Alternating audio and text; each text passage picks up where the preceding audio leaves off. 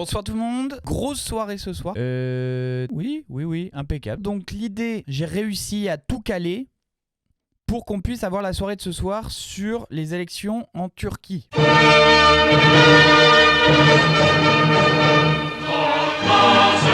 Et notamment, vous allez voir que j'ai fait une terrible erreur qui m'a été hautement reprochée par un des invités. Parce que j'ai parlé d'élections turques et pas d'élections en Turquie. On rentre dans le vif du chuchet. Oui, le chuchet, le fameux chuchet. Le sujet, donc nos deux invités qui sont d'abord Danielle Simonet, qui est députée de Paris. Si on l'a fait venir, c'est parce qu'elle a fait partie d'une délégation française qui est allée surveiller. Elle y était le 14 mai pour le premier tour. Et donc, elle a pu voir comment ça va se passer. Donc, l'idée, c'est un peu qu'elle nous raconte son road trip turc, qu'elle nous raconte un peu qui elle a vu, qui elle a rencontré, parce qu'au-delà de surveiller le déroulé du vote le jour même, ils en profitent souvent pour arriver la veille, repartir le lendemain, etc. et pouvoir avoir des discussions avec des camarades et des militants turcs ou en Turquie, et notamment kurdes, sur l'état de la situation politique, qu'est-ce qui se passe pendant ces élections, où on en est, etc. etc. Donc ça, c'est notre premier invité. Ensuite, parallèlement à ça, j'ai pu discuter avec un docteur en sciences politiques qui a donné une interview dans Bastamag. Alors attendez, je retrouve l'interview, je vous montre l'interview par Bastamag de ce fameux docteur en sciences politiques qui s'appelle Emre Ongun. On le voit là, c'est lui, voilà. En gros, Emre suit les questions, il est franco-turc par ailleurs, et il suit les questions de ce qui se passe en Turquie depuis fort longtemps. Il est membre aussi, il est militant à la France Insoumise, il est aussi membre de la commission internationale de LFI, voilà. Bon, par ailleurs, c'est un bon copain. Et je suis très content de le recevoir ici. Donc voilà pour nos deux invités. Bonsoir à vous deux. Merci d'être là ce soir. Bonsoir. Bonsoir Mathieu. Voilà. Et alors d'ailleurs, du coup, on est quand même un petit peu nombreux ce soir. Il y a plus de monde que d'habitude. Donc je suis très content de vous avoir tous les deux ce soir. Donc d'abord, pour vous présenter, pour ceux qui n'ont pas suivi, qui n'étaient pas là depuis le début, Danielle Simonet, tu es députée FI de Paris et tu étais en délégation en Turquie pour les élections, pour le premier tour des élections. Exactement. Et toi, Emre, donc tu es docteur en sciences politiques, militant France Insoumise et membre de la commission FI sur les questions internationales. Voilà. Et à Paris également. Et à Paris également, ok. Dans le 10e. Et oui, en effet, Daniel s'occupe aussi des Uber Files, mais c'est un autre sujet et peut-être qu'on la réinvitera là-dessus. Le chat est à fond, ils sont sérieux. Alors, première question, d'abord pour toi, Daniel. Toi qui étais là-bas le 14 mai, tu es arrivé déjà peut-être quelques jours avant, tu as rencontré des gens sur place, tu es reparti. En gros, fais-nous un petit récap de ce que tu as pu vivre là-bas pendant tes quelques jours de délégation. Ok, bah alors déjà, donc, on était plusieurs dans une délégation à l'invitation du HDP. Le HDP, c'est le Parti démocratique, le Front démocratique des peuples. Grosso modo, je dirais pour faire simple, c'est un peu l'équivalent pour moi de la France Insoumise là-bas en Turquie. Et c'est un parti de gauche progressiste et pro-kurde, enfin qui défend les droits des Kurdes, mais qui n'est pas un parti kurde en tant que tel, c'est un parti turc. Voilà. Et donc, on était invités par eux pour être observateurs internationaux des élections. Alors, déjà, comment ça s'est passé ? Arrivé à Istanbul, on passe la douane, et là, direct, notre collègue, camarade, la députée Sandra Regol, députée Europe Écologie Les Verts, qui venait avec nous, qui faisait partie de la délégation, elle se fait refouler. Elle avait en fait un petit passeport vert. En fait, tu sais, si jamais tu n'as pas eu le temps de faire ton passeport à temps et qu'il est périmé, s'il y a une situation d'urgence particulière et qui plus est pour un député en déplacement, on peut te faire une espèce de passeport provisoire. Mais du coup, ça a attiré toute l'attention à la douane. Et donc là, ils l'ont fait poireauter pendant un petit bout de temps jusqu'à ce que, du coup, les services, sans doute, de police interne à la Turquie décrètent que, en fait, en googlisant Sandra Regol, elle a déjà participé à des délégations en Turquie, Et donc, ils ont décidé de la refouler en France. Alors, ça m'était déjà arrivé sur un autre déplacement lors des précédentes élections, justement, où ils nous avaient gardés comme ça pendant 3 heures en interrogatoire. Puis finalement, il y avait un changement d'équipe et puis ils nous avaient laissé passer. Là, Et il n'y a pas de on a règle dû, nous, comme on avait le passeport diplomatique? entre guillemets classique, nous, on est passé tranquille. Il y a pas de règles diplomatiques qui disent que des députés en délégation qui viennent comme ça, on peut pas Ah, mais les... parce que tu crois que la Turquie est là pour respecter les règles? Donc, en fait, Ok. normalement, ce passeport vert, tu peux sans problème passer en Turquie avec, hein, donc bien évidemment. Tu es observatrice nationale, internationale, donc normalement, il n'y a pas de problème. On a bien évidemment appelé l'ambassade, appelé le ministère des Affaires étrangères. Enfin, on a essayé de faire tout ce qu'on a pu. Les représentants de l'État français ont essayé de faire tout ce qu'ils ont pu. Et on s'est bien rendu compte que le pouvoir d'Erdogan avait décrété que Sandra Rogol ne pouvait pas arriver en France. Donc, ne pouvait pas entrer sur le territoire de Turquie. Donc, elle a passé la nuit dans un petit bureau avec sur un canapé. Et puis, nous avons du coup rejoint Istanbul. Et le lendemain d'Istanbul, nous sommes allés à Van, qui est vraiment à l'est de la Turquie. Alors attends, je te Ouais. coupe. Juste une question qui vient comme ça. La délégation, c'était que des gens de la NUPES, parce que là tu as parlé de Sandra Rigol et de toi par exemple. Est-ce que c'était une délégation de tout, je sais pas, genre le groupe d'amitié franco-turc de l'Assemblée quel était le En fait, cadre? on voulait faire une délégation NUPES et puis finalement, la disponibilité des uns et des autres n'était pas toujours possible. Donc, il y avait moi, il y avait un camarade, Jean-Christophe Sénin, qui est co-coordinateur du parti de gauche. Il devait y avoir aussi Sandra Regol. Et puis, voilà. Donc, après, c'était du coup une délégation France Insoumise, mais l'esprit de départ était de faire une délégation NUPES. Ok, et est-ce que c'est dans un cadre légal qui est organisé par l'Assemblée? Enfin, est-ce que c'est juste vous qui vous auto-désignez délégations qui vont surveiller ces trucs-là? Est-ce qu'il y a un cadre légal Alors, c'est qui totalement encadre tout ça? légal. C'est bien en tant que députée que je suis invitée par le HDP pour être observatrice internationale du scrutin, d'accord, des élections générales, législatives et présidentielles. Ok, Voilà, donc c'est bien en tant que député que je suis invitée et que je participe. Jean-Christophe Sénin, lui, il était invité en tant que co-coordinateur du parti de gauche. d'accord. Mais tu vas voir que c'est pas si simple, en fait. Hein, ça va pas être considéré de manière aussi simple par le pouvoir turc. Donc, nous arrivons à Istanbul. Le lendemain, nous partons pour Van. Donc Van, pour situer, c'est vraiment une ville qui est dans le Kurdistan turc, qui est vraiment à l'est de la Turquie. Moi, je réalise en voyant les magnifiques montagnes au loin qu'en fait, on est à 80 km de l'Iran. Ça me fait Ok, bizarre quand même. Enfin, ouais, on est ouais, ouais. vraiment, voilà, pour moi, voilà, très loin de Paris et du périphérique. Hein. Donc, on arrive à Van. Van, c'est vraiment une région à majorité kurde, mais qui, dans le cadre du projet d'Erdogan, tu vois, dans son projet nationaliste de souder le peuple sur à la fois un côté très nationaliste et religieux, il y a depuis plusieurs années, ce que m'expliquent les camarades du HDP, il y a depuis plusieurs années une volonté de faire en sorte que des Turcs viennent s'installer dans cette région-là, majorité kurde. Et il y a aussi toute une stratégie de construire pas mal de mosquées, enfin, une stratégie vraiment de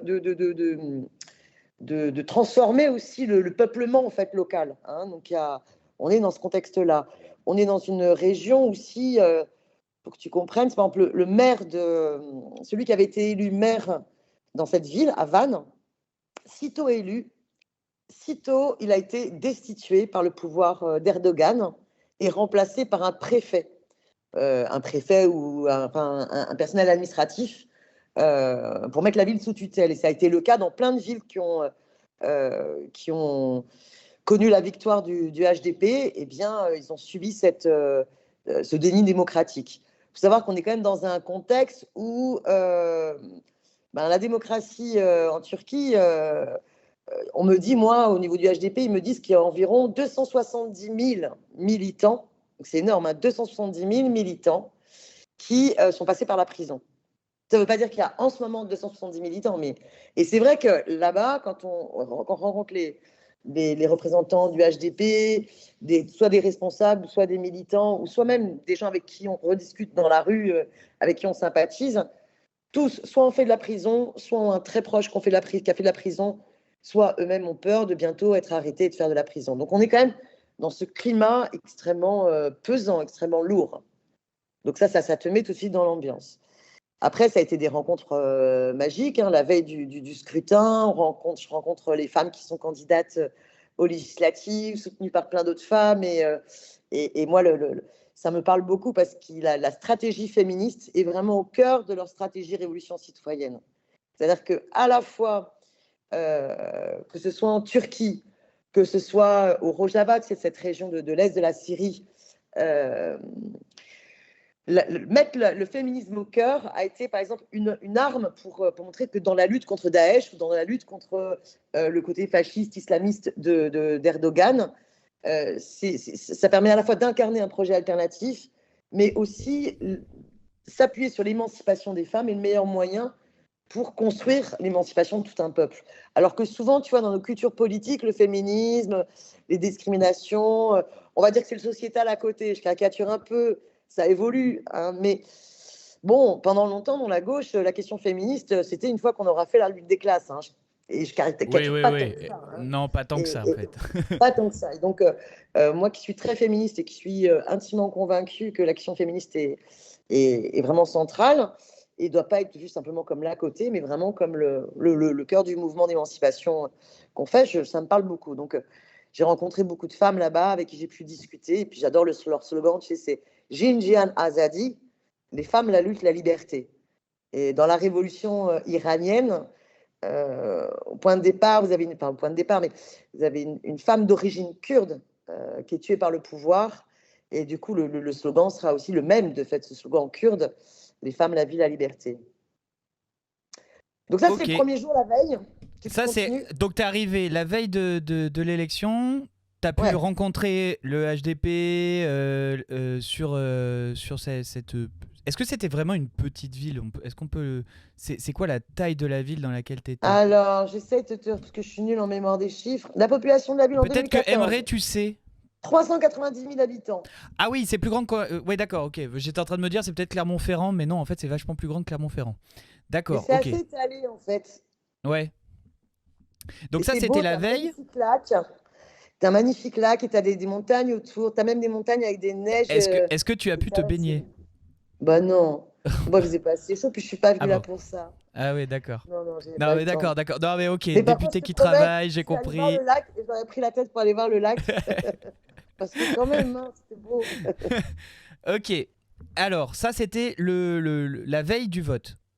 Ouais. Donc, le samedi. Est-ce que les gens ont... Alors, est-ce que c'est la même règle qu'en France ? Est-ce qu'il y a le droit ou pas à faire campagne la veille du vote ? Oui, visiblement, ça s'arrête. Ce que je comprends, c'est que ça s'arrête le samedi soir minuit. Parce que j'ai vu, en fait, dans la soirée, j'ai vu des gens qui arrachaient les petits drapeaux Yes Il Sol Party, qui, en fait, tu sais, le HDP était menacé d'interdiction. Et donc, ils ont dû, à l'arrache, créer un nouveau parti. Alors, je prononce peut-être très mal, hein, Emre. Yes Il Sol Party, c'est ça ? Yeşil Sol Party. Yeşil Sol Party. Le parti de la gauche, des Verts et de la gauche. En fait, c'est pas un parti qu'ils ont créé pour l'occasion, mais qui existait déjà. C'est un parti. En fait, c'est les Verts, quoi, tout simplement. Ouais. Et comme ce sont des alliés du HDP, ils ont dit, on va faire le véhicule électoral pour le HDP pour éviter le risque. D'accord. Et bien, en fait, tu vois, il y avait des fanions de Yeşil Sol Party partout dans les rues. Et là, je vois des gens qui les arrachent. Donc, moi, au début, j'étais choquée. Je dis, on arrache les... Et en fait, non, je crois que c'est même eux-mêmes pour pas créer de problème. Donc, j'ai pu, du coup, récupérer, avant qu'ils jettent ça à la poubelle, les petits fanions que je peux pouvoir décorer le local. Mais les gens là-bas, pour que tu comprennes l'ambiance, ils sont persuadés qu'ils vont gagner. Donc, il y a une espèce d'effervescence. Et alors, c'est rigolo parce que quand ils me croisent, les gens, ils ont l'impression qu'il y a une touriste allemande là, parce que je suis blonde aux yeux bleus, donc c'est quand même très différent.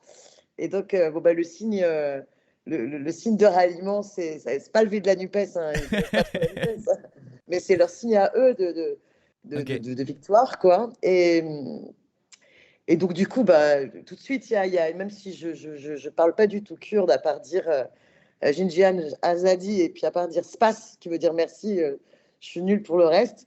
Mais bon, on baragouine un peu en anglais et on arrive à se faire comprendre. Et donc, je sens vraiment que dans tous les quartiers que je passe, il y a une espèce d'effervescence, un espoir de folie, quoi. Ils sont persuadés qu'ils vont gagner.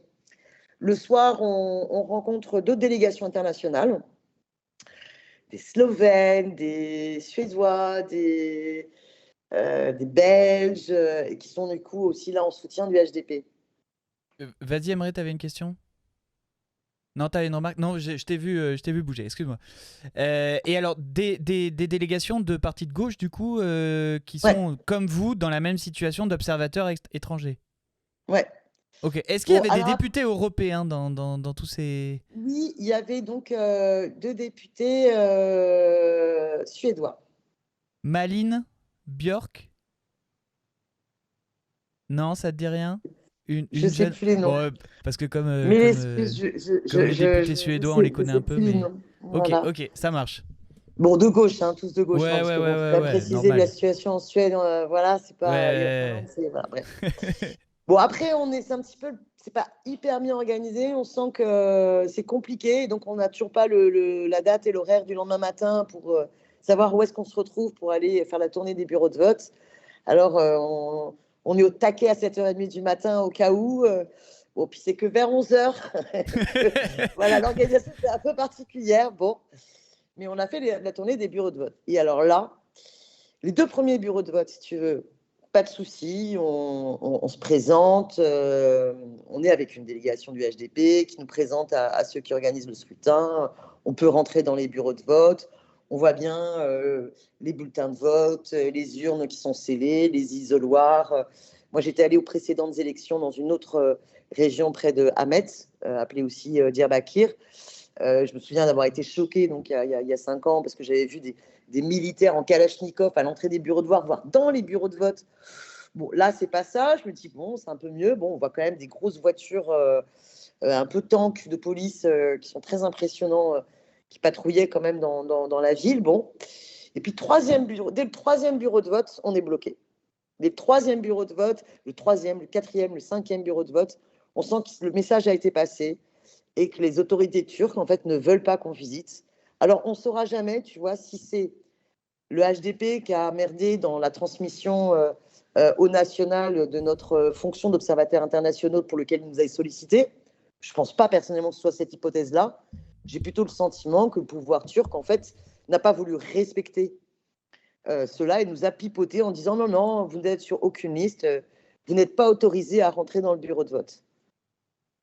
Donc, on va quand même continuer à aller de bureau de vote en bureau de vote, mais on reste dans les cours en fait des écoles. Du coup, on a beaucoup d'échanges avec la population. Ça va être des échanges, moi, qui m'ont bouleversée parce que c'est là que tu as plein de personnes qui te racontent, de tous âges. Moi, je me souviens vraiment d'un vieux monsieur, le visage voilà, très marqué par la vie et qui va parler à la fois de ses années de prison, des proches à lui qu'il a perdus, qui sont morts, du problème de l'usage des armes chimiques dans les montagnes, enfin de tout un tas de choses. Je n'ai pas forcément tout compris, mais vraiment voilà, des habitants qui ont besoin des citoyens qui ont besoin de parler, qui sont d'abord très contents de rencontrer une délégation internationale parce qu'ils savent très bien que la situation voilà, de dictature qu'ils subissent est totalement anormale, inacceptable et qu'il y a un déficit de solidarité internationale par rapport à ce qu'ils subissent, quoi. Et donc voilà, c'était des rencontres extrêmement fortes. Et puis la journée continue, on attend ensuite les résultats et là, ça va être très dur parce que si tu veux, Surtout que toi, tu étais à un endroit il va y où avoir dans le pays, que ça y est, il va y avoir un tournant historique majeur. Je veux dire, il faut comprendre que, ça y est, je vais avoir un mal pour une difficulté à le prononcer, Kılıçdaroğlu. Kılıçdaroğlu, on dit ça? Non. Vas-y, Emre, fais la... Non, mais j'avoue, c'est difficile à prononcer. Kılıçdaroğlu. Kılıçdaroğlu. Mais voilà, c'est bien. Kılıçdaroğlu. Bon, bref, l'opposant. je veux dire, il n'est pas sur la même ligne politique que le HDP. Il n'y a pas eu un accord politique avec cet opposant à la présidentielle parce que Kılıçdaroğlu Erdoğan, je pense que c'est un peu entre un François Hollande et un Emmanuel Macron, on va dire, à peu près. Hein. Plus ou moins social-démocrate, centriste, bon. Mais le HDP a assumé de ne pas présenter de candidat pour essayer de tout faire pour qu'un candidat puisse vaincre Erdogan, sans pour autant qu'il y ait d'accord programmatique. Et c'est pour ça d'ailleurs que pour les législatives, le HDP, par le biais de Yeşil Sol Parti, va avoir ses propres candidats. Mais il y a un espoir de pouvoir au moins tourner la page d'Erdogan, et avec quand même des engagements, même s'il n'y a pas un accord programmatique là-dessus. Surtout, il y a quand même des engagements de l'opposant, de libération des prisonniers, de processus de transition démocratique, qui permettra après de pouvoir espérer, pour le HDP, de construire une autre, de conquérir de nouveaux droits, quoi. Il y a aussi beaucoup d'espoir pour les femmes. Enfin voilà, on a toute une journée comme ça de vote avec plein d'élections, plein de personnes qui nous donnent leurs espoirs dans ces élections. Et puis les premières estimations, elles tombent. Et ça va pas alors le faire, attends, quoi. avant de donner les premiers résultats, parce qu'on n'a pas fait le débrief avec les gens avant, donc les gens ne savent pas quels sont les résultats, vous allez leur annoncer parce qu'ils n'ont pas suivi du tout les élections en Turquie.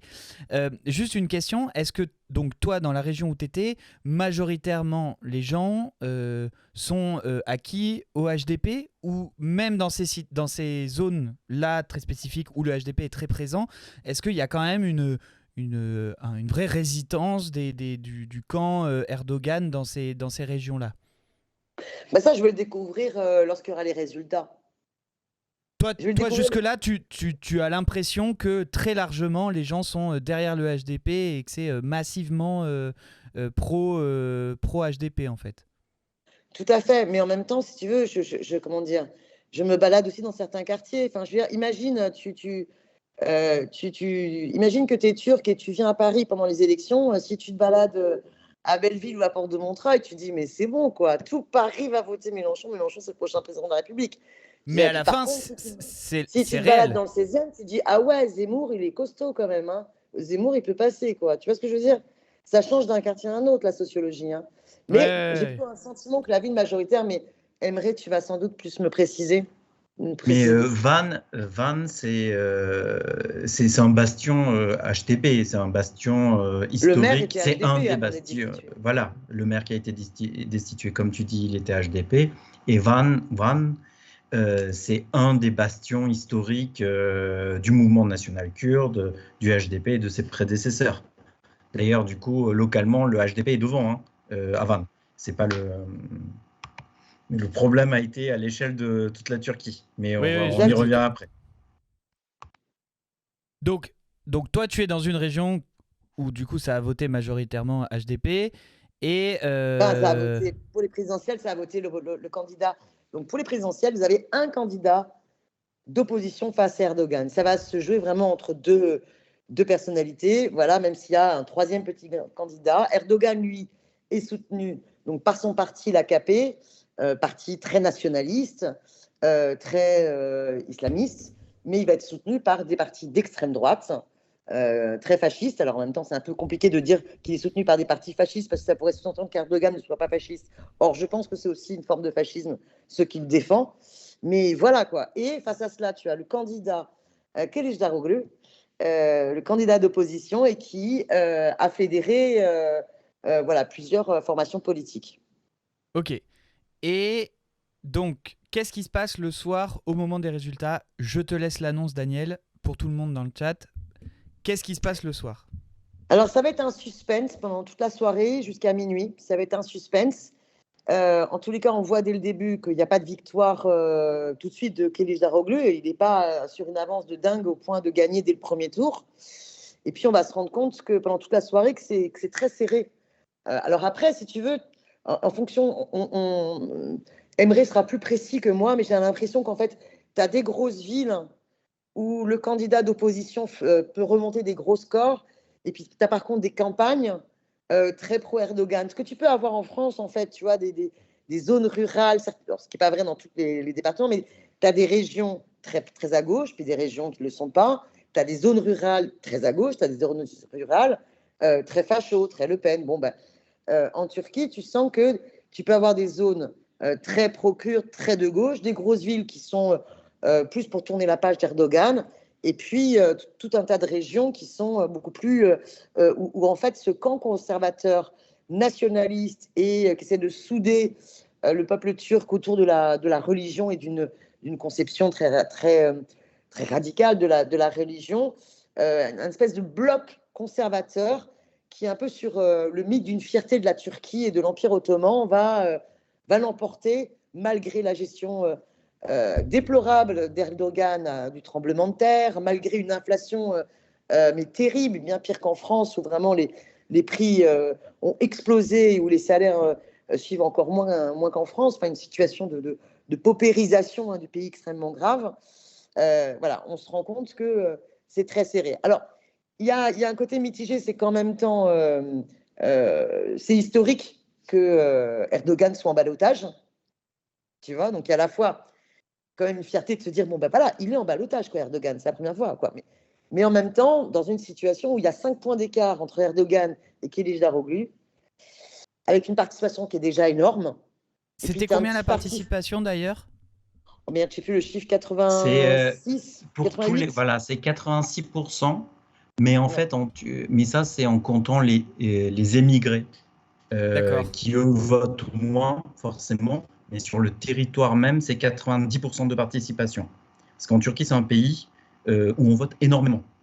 D'accord. Et puis là, il y avait un enjeu historique très fort. Mais ça a toujours été, la participation descend quasiment jamais en dessous de 85%, 84%. C'est toujours, c'est anormal de ne pas voter, même dans les classes populaires. On te regarde bizarre, quoi. Et avec pas de règles sur le corps électoral beaucoup plus complexe qu'en France. Ce que je veux dire par là, c'est si le taux de participation est si élevé, mais que le nombre de votants est plus petit que le nombre potentiel. Non, c'est majorité à 18 ans.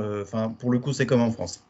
Ouais, alors tu avais quand même visiblement pas mal de galères pour les étudiants où le vote a été compliqué. Mais ça, c'est un peu comme en France, pareil. Leur inscription sur les sectorales, j'ai pas bien compris le détail, mais bon, bref. Mais c'est pas ça qui, sans la participation, elle est haute. Et sur la soirée électorale, en fait, pour relayer ce que disait Daniel, en fait, c'est que au début, il y a des scores qui sont en fait en Turquie, l'annonce des scores. Au début, c'est un enjeu politique. En fait, ce qui se passait jusque présent, c'était qu'il y a l'agence Anatolie, qui est l'agence de presse de l'État turc, qui annonçait des chiffres, et qui sont toujours des chiffres favorables au régime, en fait.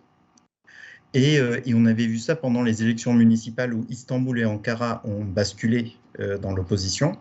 Et en début de soirée, c'était l'AKP qui gagnait. Et en fait, à un moment, l'agence Anatolie avait arrêté de communiquer les chiffres. Et du coup, quand il y a les premiers chiffres qui sortent, et j'imagine qu'à Van, c'était pareil, on n'est pas tellement,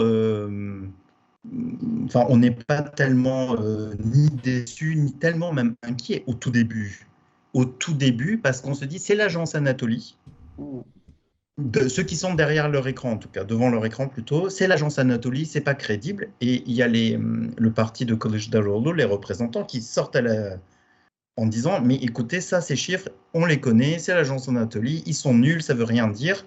Nous, on est confiants. Bon, d'accord. Et en fait, ce qui va se passer, c'est que, au fur et à mesure que la soirée avance, pour le coup, là, on va voir que, en fait, on n'y est pas. Et c'est une énorme déception. Pour 2 raisons. Mais tu vois, je te coupe, mais dès le début de la soirée, en fait, nous, on passe par le local. Peut-être eux, ils étaient plus. HDP, et en fait, on croise le regard de certains dirigeants locaux. Et là, tu comprends que. Tu vois, Alors que, par contre, là où je te rejoins, c'est que je croise d'autres qui n'ont pas de responsabilité et qui font non, mais ça, c'est. Ils nous la font, on connaît la chanson, tu vas voir. On va remonter. Mais on croise, tu vois, quand tu croises le regard de tes dirigeants locaux qui, eux, sont vraiment visage sombre, tu te dis aïe. Et alors, est-ce que c'est pas lié aussi au fait qu'il y avait des élections législatives en parallèle Et que peut-être on avait les résultats plus rapidement sur ça que sur les présidentielles ou Non, pas du tout? c'est le contraire en fait. D'accord. On a d'abord eu, parce qu'en fait, c'est une raison toute bête. Pour la présidentielle, il y a 4 candidats. Et pour la législative, il y avait, en fait, on a parlé des principales listes, mais il y en avait, en fait, il y en a plein. Et du coup, le décompte est plus long pour la législative, tout D'accord. bêtement. Donc, on avait d'abord la présidentielle.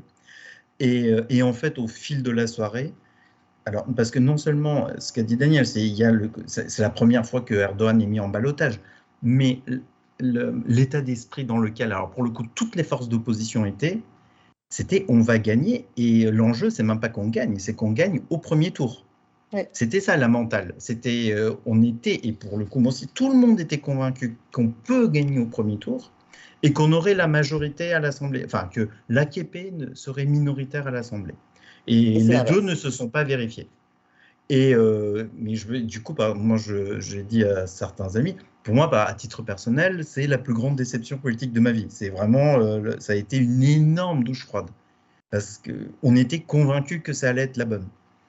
Et voilà. Et du coup, voilà, ce que disait Daniel, et sur place, j'imagine, c'est encore plus terrible à vivre, et surtout au Kurdistan, parce que ça veut aussi dire des choses au-delà de la défaite globale, etc. Pour les militants que tu côtoyais, ça veut aussi dire des proches qui restent en prison, en fait, tout simplement. C'est des proches qui restent en prison.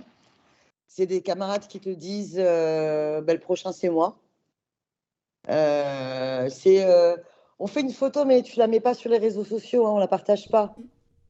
Enfin, faut la comprendre. Il faut savoir que, par exemple, l'ancien candidat à l'élection présidentielle pour le HDP, il est en prison depuis des années, quoi. Imagine, pour nous, c'est Mélenchon, il est en prison et on fait les campagnes et on milite. La moitié des députés, voire les 3/4, ils sont en prison. Tous ceux qui ont été élus dans les conseils municipaux, il y a une chance sur 2 pour qu'ils soient en prison ou destitués, ou ils sont libérés de prison, ou alors ils vont y retourner. Enfin, je veux dire, c'est quand même une situation. Et c'est quoi la situation de ces gens dans les prisons? Est-ce qu'on a de ceux qui sont en prison là tout de suite, c'est quoi leurs conditions en prison? Est-ce que c'est par exemple, enfin je sais pas, est-ce qu'ils sont mélangés par exemple avec les condamnés de droit commun, on va dire, pas politiques? Est-ce qu'ils sont dans des prisons spéciales kurdes, prisonniers politiques? Enfin, comment ça marche en fait? Sur quel aspect ils arrivent à se baser, pour les mettre en prison? Est-ce que c'est juste sur le truc de le HDP considéré comme une organisation liée je sais pas, au PKK et du coup terroriste? Comment ils justifient les mises en prison? Et ensuite, quelles sont leurs situations dedans à ces gens-là? Pour les prisons, alors pour justifier, c'est quand même, le système judiciaire turc est totalement aux mains du régime. Donc c'est une décision politique qu'ils aillent en prison.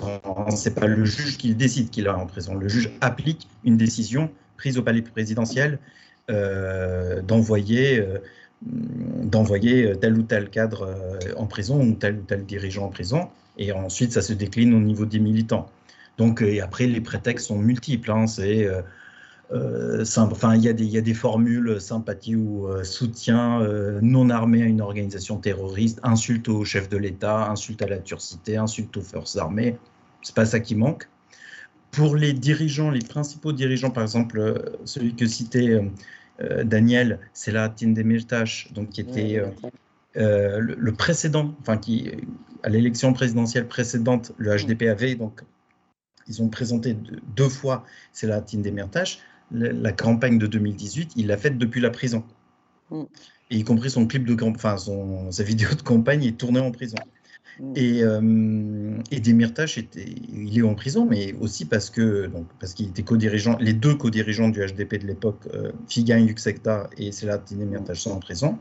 Demirtas aussi parce que c'est un homme politique exceptionnel, vraiment. C'est d'un niveau, c'est quelqu'un vraiment qui a été une bénédiction à un moment pour la Turquie dans son ensemble. C'est un orateur exceptionnel et du niveau de Jean-Luc. Moi, j'ai vu en meeting à Paris, d'ailleurs, il était passé, c'est impressionnant. Bon, mais du coup, il est en prison. Et ils sont souvent, en tout cas les dirigeants, sont souvent envoyés hors Kurdistan pour les prisons. Par exemple, c'est la Demirtas et en Thrace. C'est totalement de l'autre côté. Oui, c'est de l'autre côté même de l'eau. Voilà, c'est Oui, ça. C'est de l'autre côté, c'est sur la partie européenne. voilà. Ils sont pas dans des prisons, comment dirais-je, spécifiques, mais ils sont détenus, en tout cas les dirigeants, je ne sais pas pour tous les militants, mais au niveau des dirigeants, plus on monte, c'est avec d'autres, ils partagent leurs cellules avec d'autres détenus politiques. Voilà. J'ai aussi, pareil, là, en 2000, enfin là, à ces législatives, j'ai un ami personnel qui a été élu député de Hatay, du Hatay, qui est un département à la frontière syrienne, et sur les listes d'un parti allié du HDP, il s'appelle le Parti ouvrier de Turquie, mais lui, il a été élu alors qu'il est en prison. Il était en prison depuis 1 an, c'est un avocat, voilà, et il a été mis en prison pour insulte, il a été condamné à 18 ans de prison pour insulte au chef de l'État, et un autre truc, je ne sais plus quoi. Et du coup, là, donc, dans ce cas-là, il va, quand les résultats vont être validés, il va sortir de prison. Parce que quand tu sors de prison, après, ça ne veut pas dire qu'il ne va pas y retourner. S'il est recondamné, Il n'y a pas ce qui s'est d'immunité passé, pour les hein. députés. Il y a une immunité, mais qui peut être levée, en fait. Levé D'accord, ok, oui. immédiatement. Et tu as beaucoup de députés qui ont, à peine élus, ont pu être emprisonnés. Tu avais eu du coup beaucoup de grèves de la faim pour la libération de tous les prisonniers politiques. Mais tu vois par ailleurs aussi l'articulation avec comment dire, à chaque fois, tu étais accusé de complicité avec l'organisation terroriste. Mais quelle organisation terroriste? Le PKK ne devrait plus être considéré comme organisation terroriste. Et c'est pour ça que c'est une bataille politique démocratique pour nous très importante de sortir le PKK de la liste des organisations terroristes, à la fois parce que c'est une exigence, voilà, une exigence démocratique, et à la fois c'est une exigence aussi pour la paix, que ce soit en Turquie, que ce soit dans cette région, de sortir le PKK de la liste des organisations terroristes et de libérer l'ensemble des prisonniers politiques. Le leader du PKK, par contre, Öcalan, lui, il est emprisonné dans une prison sur une île, et lui, il est carrément dans l'isolement total, et depuis des années. Donc là, lui, je veux dire, pour ça, il faut savoir que l'isolement, par contre, en termes de conséquences psychiques, c'est extrêmement grave. Oui, là j'ai parlé effectivement des dirigeants politiques civils, mais le cas de Öcalan est pour le coup tout à fait à part, ce que vient de dire Daniel. Et un peu, juste pour un peu illustrer, on reviendra sur d'autres éléments, je dirais même la maturité politique du HDP par rapport à ce qu'a dit sur la présidentielle Daniel. L'immunité des députés HDP qui sont en prison, pour les députés, donc il y avait l'immunité parlementaire, le CHP, donc le parti de Kılıçdaroğlu, et Kılıçdaroğlu lui-même avait voté à l'époque pour la levée de leur immunité. Donc ils ont été foutus en prison avec son accord. Ah oui, donc ils ont fait campagne pour un gars qui a voté pour leur mise en prison. Voilà. Ok. Voilà. Mais en fait, parce que de part, mais au regard de la situation objective, mais je pense qu'ils ont bien fait. Et d'ailleurs, la population kurde a joué le jeu à fond. Kılıçdaroğlu obtient ses meilleurs scores au Kurdistan, enfin où il fait des scores très très élevés. Mais parce qu'il y avait eu, comme a dit Daniel, en fait, Kılıçdaroğlu,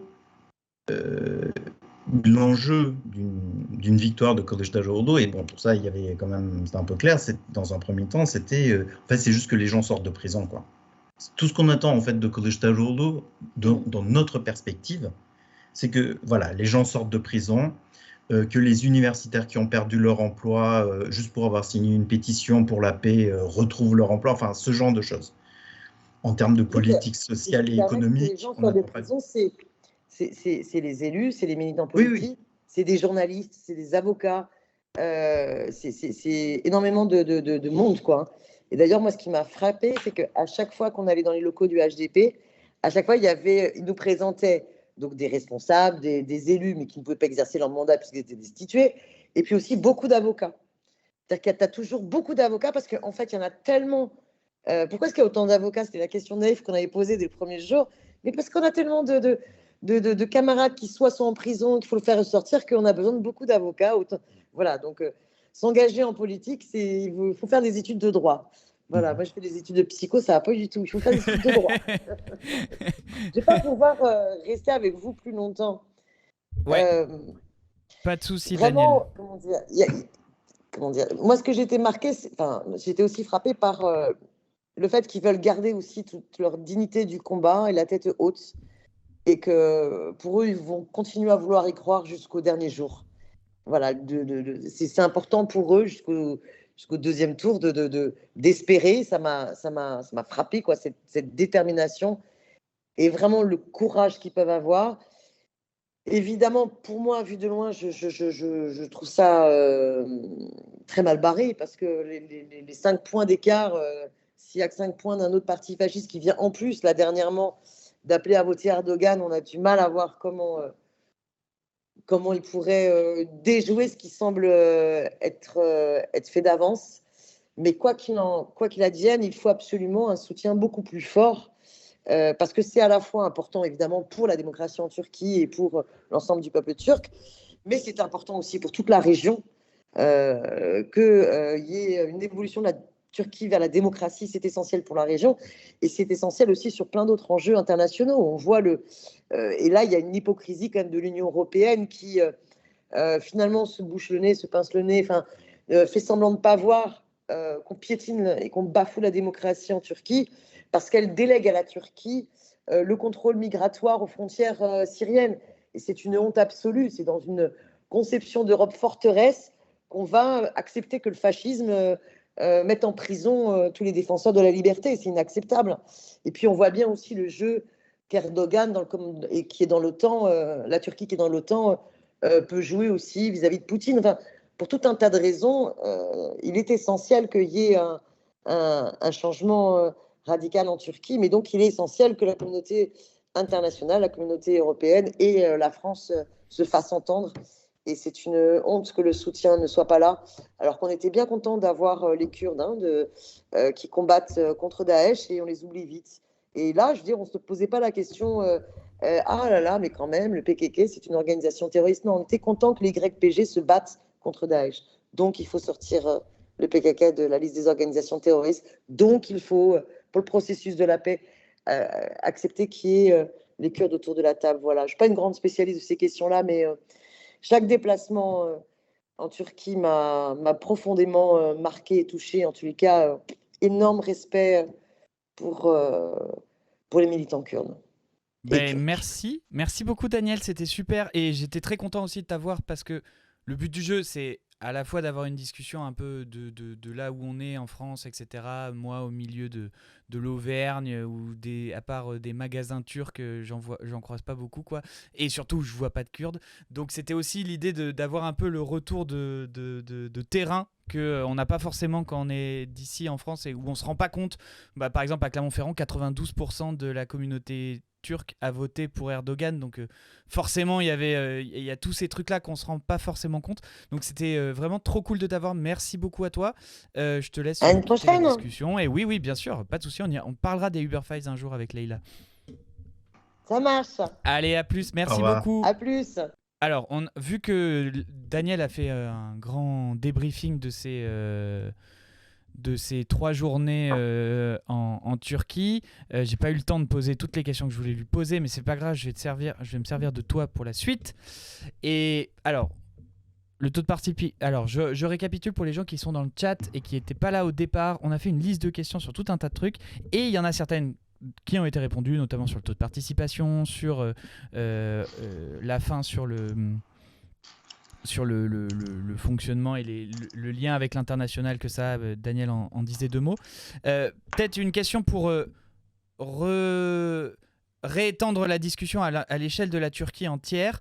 C'est quoi, de manière très imagée, la géographie des votes majoritaires en Turquie entre donc la liste d'Erdogan et la liste du principal opposant? On met de côté les tout petits. C'est quoi en gros la géographie des votes? Est-ce que déjà il y a une géographie des votes? Et ensuite, quelle est cette géographie, quoi? Oui, il y a une géographie des votes qui est très marquée. En gros, les grandes villes, enfin les principales métropoles du pays, Istanbul, Izmir, Ankara, votent en majorité, ont voté en majorité, alors pas d'une manière écrasante, mais en majorité. Alors Izmir de manière écrasante, mais comme toujours, contre Erdogan, et Istanbul et Ankara de manière plus mesurée pour Kılıçdaroğlu et pour les forces d'opposition. Sur tout ce qui est pourtour méditerranéen, de même, plutôt les forces d'opposition qui sont majoritaires. Le Kurdistan, voilà, enfin, ce qu'a décrit Daniel, mais ça vaut pour l'essentiel du Kurdistan, à part une ou deux exceptions. Voilà. Et le reste. Donc et le plutôt reste, le centre de la Turquie. L'Anatolie, en fait, l'Anatolie, la mer Noire, etc. Et donc, plus. Alors, quand c'est pas kurde, plus c'est rural, plus ça a voté pour Erdogan, voilà. Et plus c'est en gros, plus la taille et le nombre d'habitants baissent, vie moyenne, etc. Ça a voté pour Erdogan. Ça, c'est, on va dire, voilà, c'est la description géographique, quoi. Et la Thrace, pardon. Et oui, j'ai oublié, donc pourtour méditerranéen et la Thrace, comme toujours, a voté contre Erdogan. Et donc, donc, ce qu'on voit, c'est que, en gros, le cœur de la Turquie et le nord, proche de la mer Noire, votent plutôt Erdogan, et le reste, en fait, tout le pourtour, la Thrace et les zones kurdes votent plutôt pour l'opposant.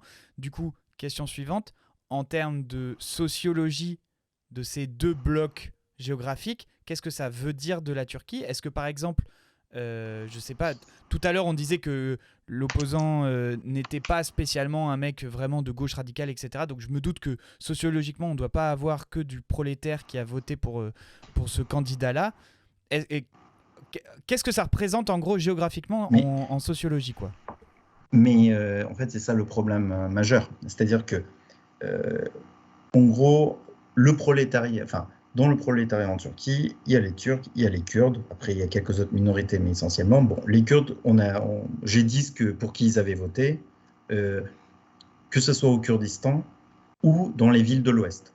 Parce qu'il ne faut pas oublier une chose très très importante en Turquie, c'est que les Kurdes de Turquie vivent désormais en majorité hors du Kurdistan. Ils vivent dans les grandes villes, Istanbul, Ankara, Izmir, Bursa, enfin dans les zones industrielles. Donc, voilà. Et ils ont voté pour Kılıçdaroğlu, donc l'opposant. Le problème, c'est que l'électorat, à part donc les Kurdes, les Arabes alévis, qui sont une minorité des arabophones de Turquie, parce qu'il y a aussi des arabophones, et on va dire, comment dirais-je, je ne vais pas dire classe moyenne, parce que le terme est un peu galvaudé, mais alors tout ce qui est employé intermédiaire, alors soit ça peut être cadre, employé intermédiaire, etc. Cette catégorie-là a aussi dans les grandes villes voté pour Kılıçdaroğlu, mais là où le bas blesse, c'est que la grande majorité du prolétariat, vraiment, c'est des cols bleus, des ouvriers, voilà, turcs, ont voté pour Erdogan. Ok. Et c'est ça en fait, c'est ça et là on est au cœur du problème en fait, parce que on est au cœur du problème parce que la question en fait, il y a un mot qui n'a pas été employé jusque-là, mais qui est vraiment essentiel, c'est une question coloniale en fait. L'État turc a un rapport colonial envers la population kurde, envers le Kurdistan et la population kurde, et donc il y a ce mur du colonialisme qui est érigé et qui est toujours là, entre travailleurs, prolétaires, col bleu, et il y a beaucoup de col bleu, hein. La Turquie, c'est un pays industrialisé, de plus en plus industrialisé, dans énormément de domaines, et donc il y a ce mur qui sépare prolétaires turcs et prolétaires kurdes. Et ça, c'est vraiment fondamental, et on pensait, et en fait, pourquoi on a été déçus et pourquoi on pensait gagner cette fois ? C'est parce qu'on pensait que la crise économique était d'une telle ampleur, la corruption endémique, l'inefficacité des services publics, enfin tout ce que Daniel a dit, etc., était d'une telle ampleur, on a dit, bon, on va pouvoir passer outre ça.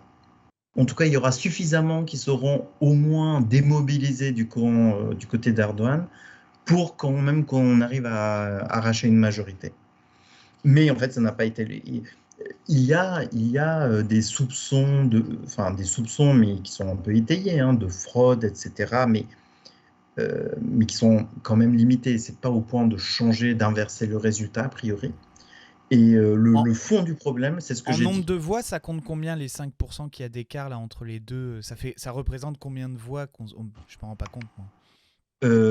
Ça représente... Attends, je vais te dire ça. Ah bah attends, je l'ai sur Wikipédia, je suis bête. Ça fait 3 millions de voix. 2,5 millions, ouais. Ouais, 2,5 millions, oui, c'est ça. Ok. Ouais. Et fondamentalement, en gros, pour résumer, en fait l'autre jour, c'est lundi, il y a un entretien que j'ai fait avec Basta Media qui a été publié. Et en fait, je vais utiliser cette formule, mais qui, je pense, résume un peu tout, c'est-à-dire qu'il y a trop de gens, il y a encore beaucoup de gens, trop de gens, y compris des travailleurs, qui détestent plus les Kurdes que leur propre misère, que la misère. Et en fait, c'est ça le fond du problème, parce qu'en vérité, l'opposition, ou Kılıçdaroğlu, le candidat commun de l'opposition, il a une espèce d'équation qui était difficile.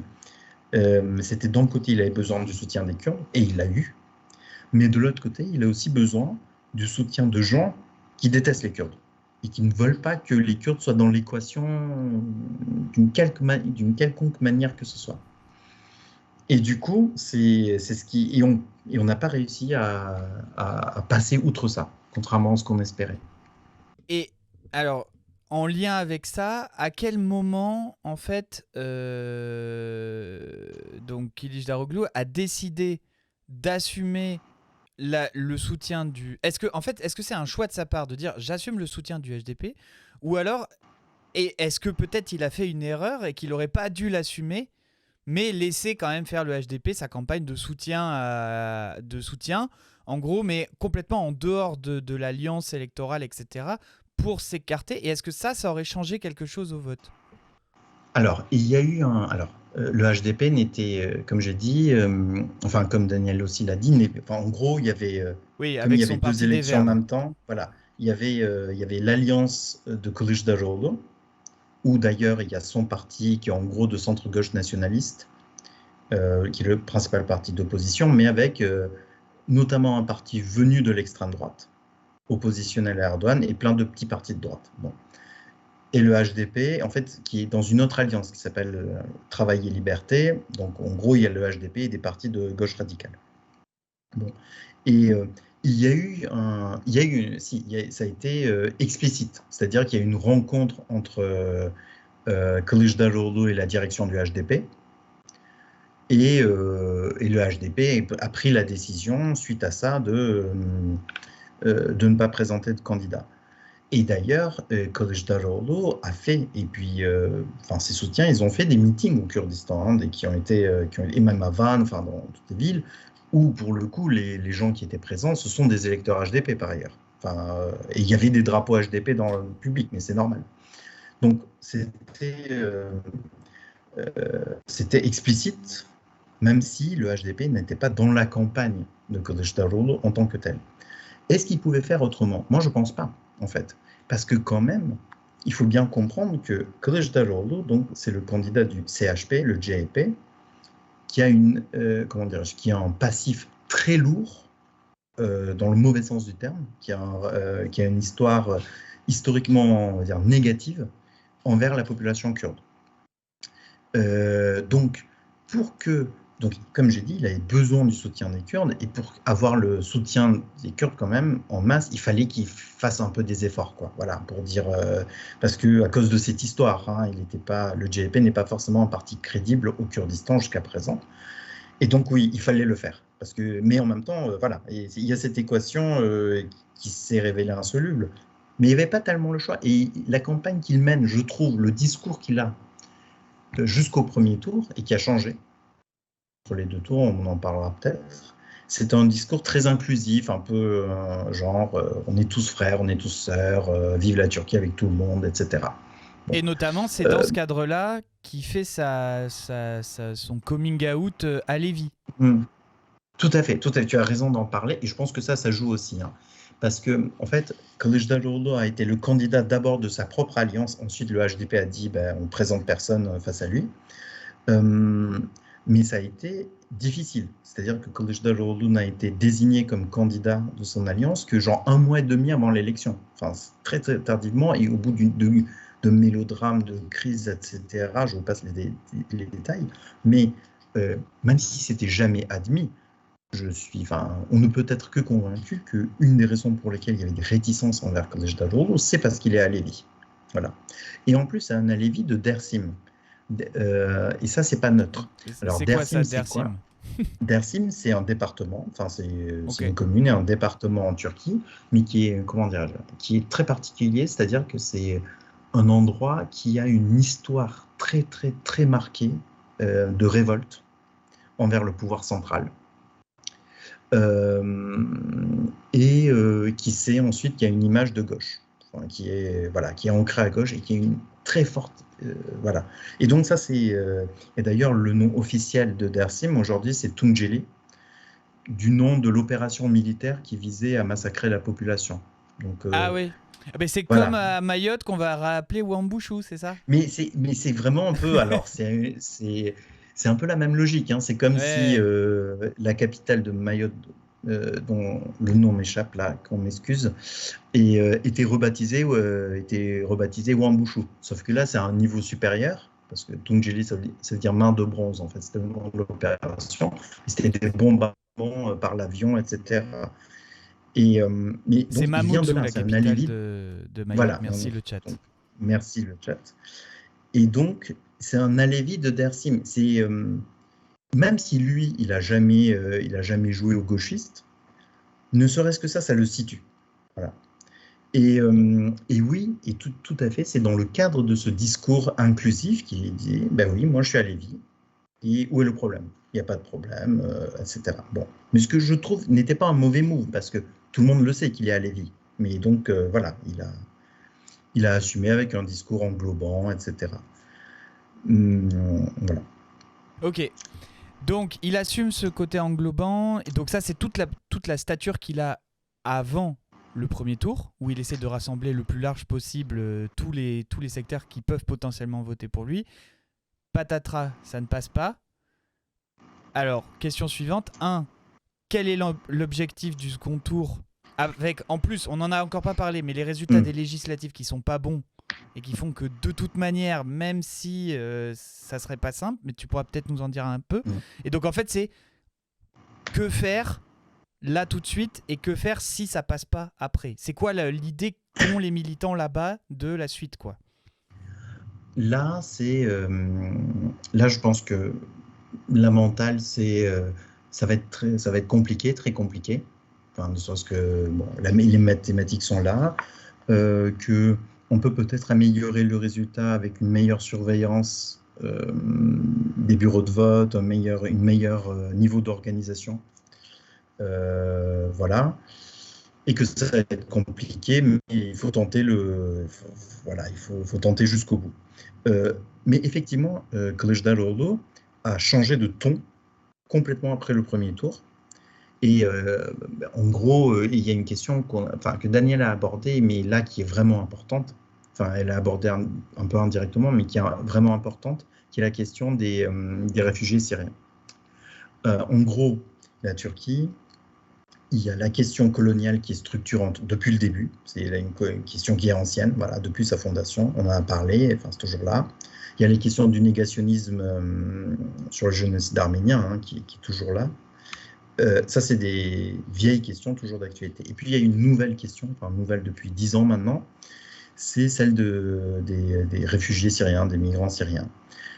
Et ça, c'est fondamental, parce que on a parlé tu as dit on ne va pas parler des petits candidats, mais en fait, il faut parler en tout cas du troisième candidat qui a fait 5%, Sinan Oğan, parce que ça explique beaucoup de choses en fait. Parce que quand on regarde un peu dans le détail, y compris pour l'élection parlement, en gros, Sinan Oğan, c'était le troisième homme sur un discours ultranationaliste, d'extrême droite, mais qui a la particularité de faire vraiment son focus. Bon, il est anti-kurde aussi, il n'y a pas de problème, mais son fonds de commerce spécifique, c'est anti-syrien. vraiment. Et leur discours, c'est vraiment, c'est du Zemmour dans le texte. On va être une minorité, les Turcs vont être une minorité en Turquie. C'est le grand remplacement. Et c'est vraiment le discours du grand remplacement par les Syriens, du coup.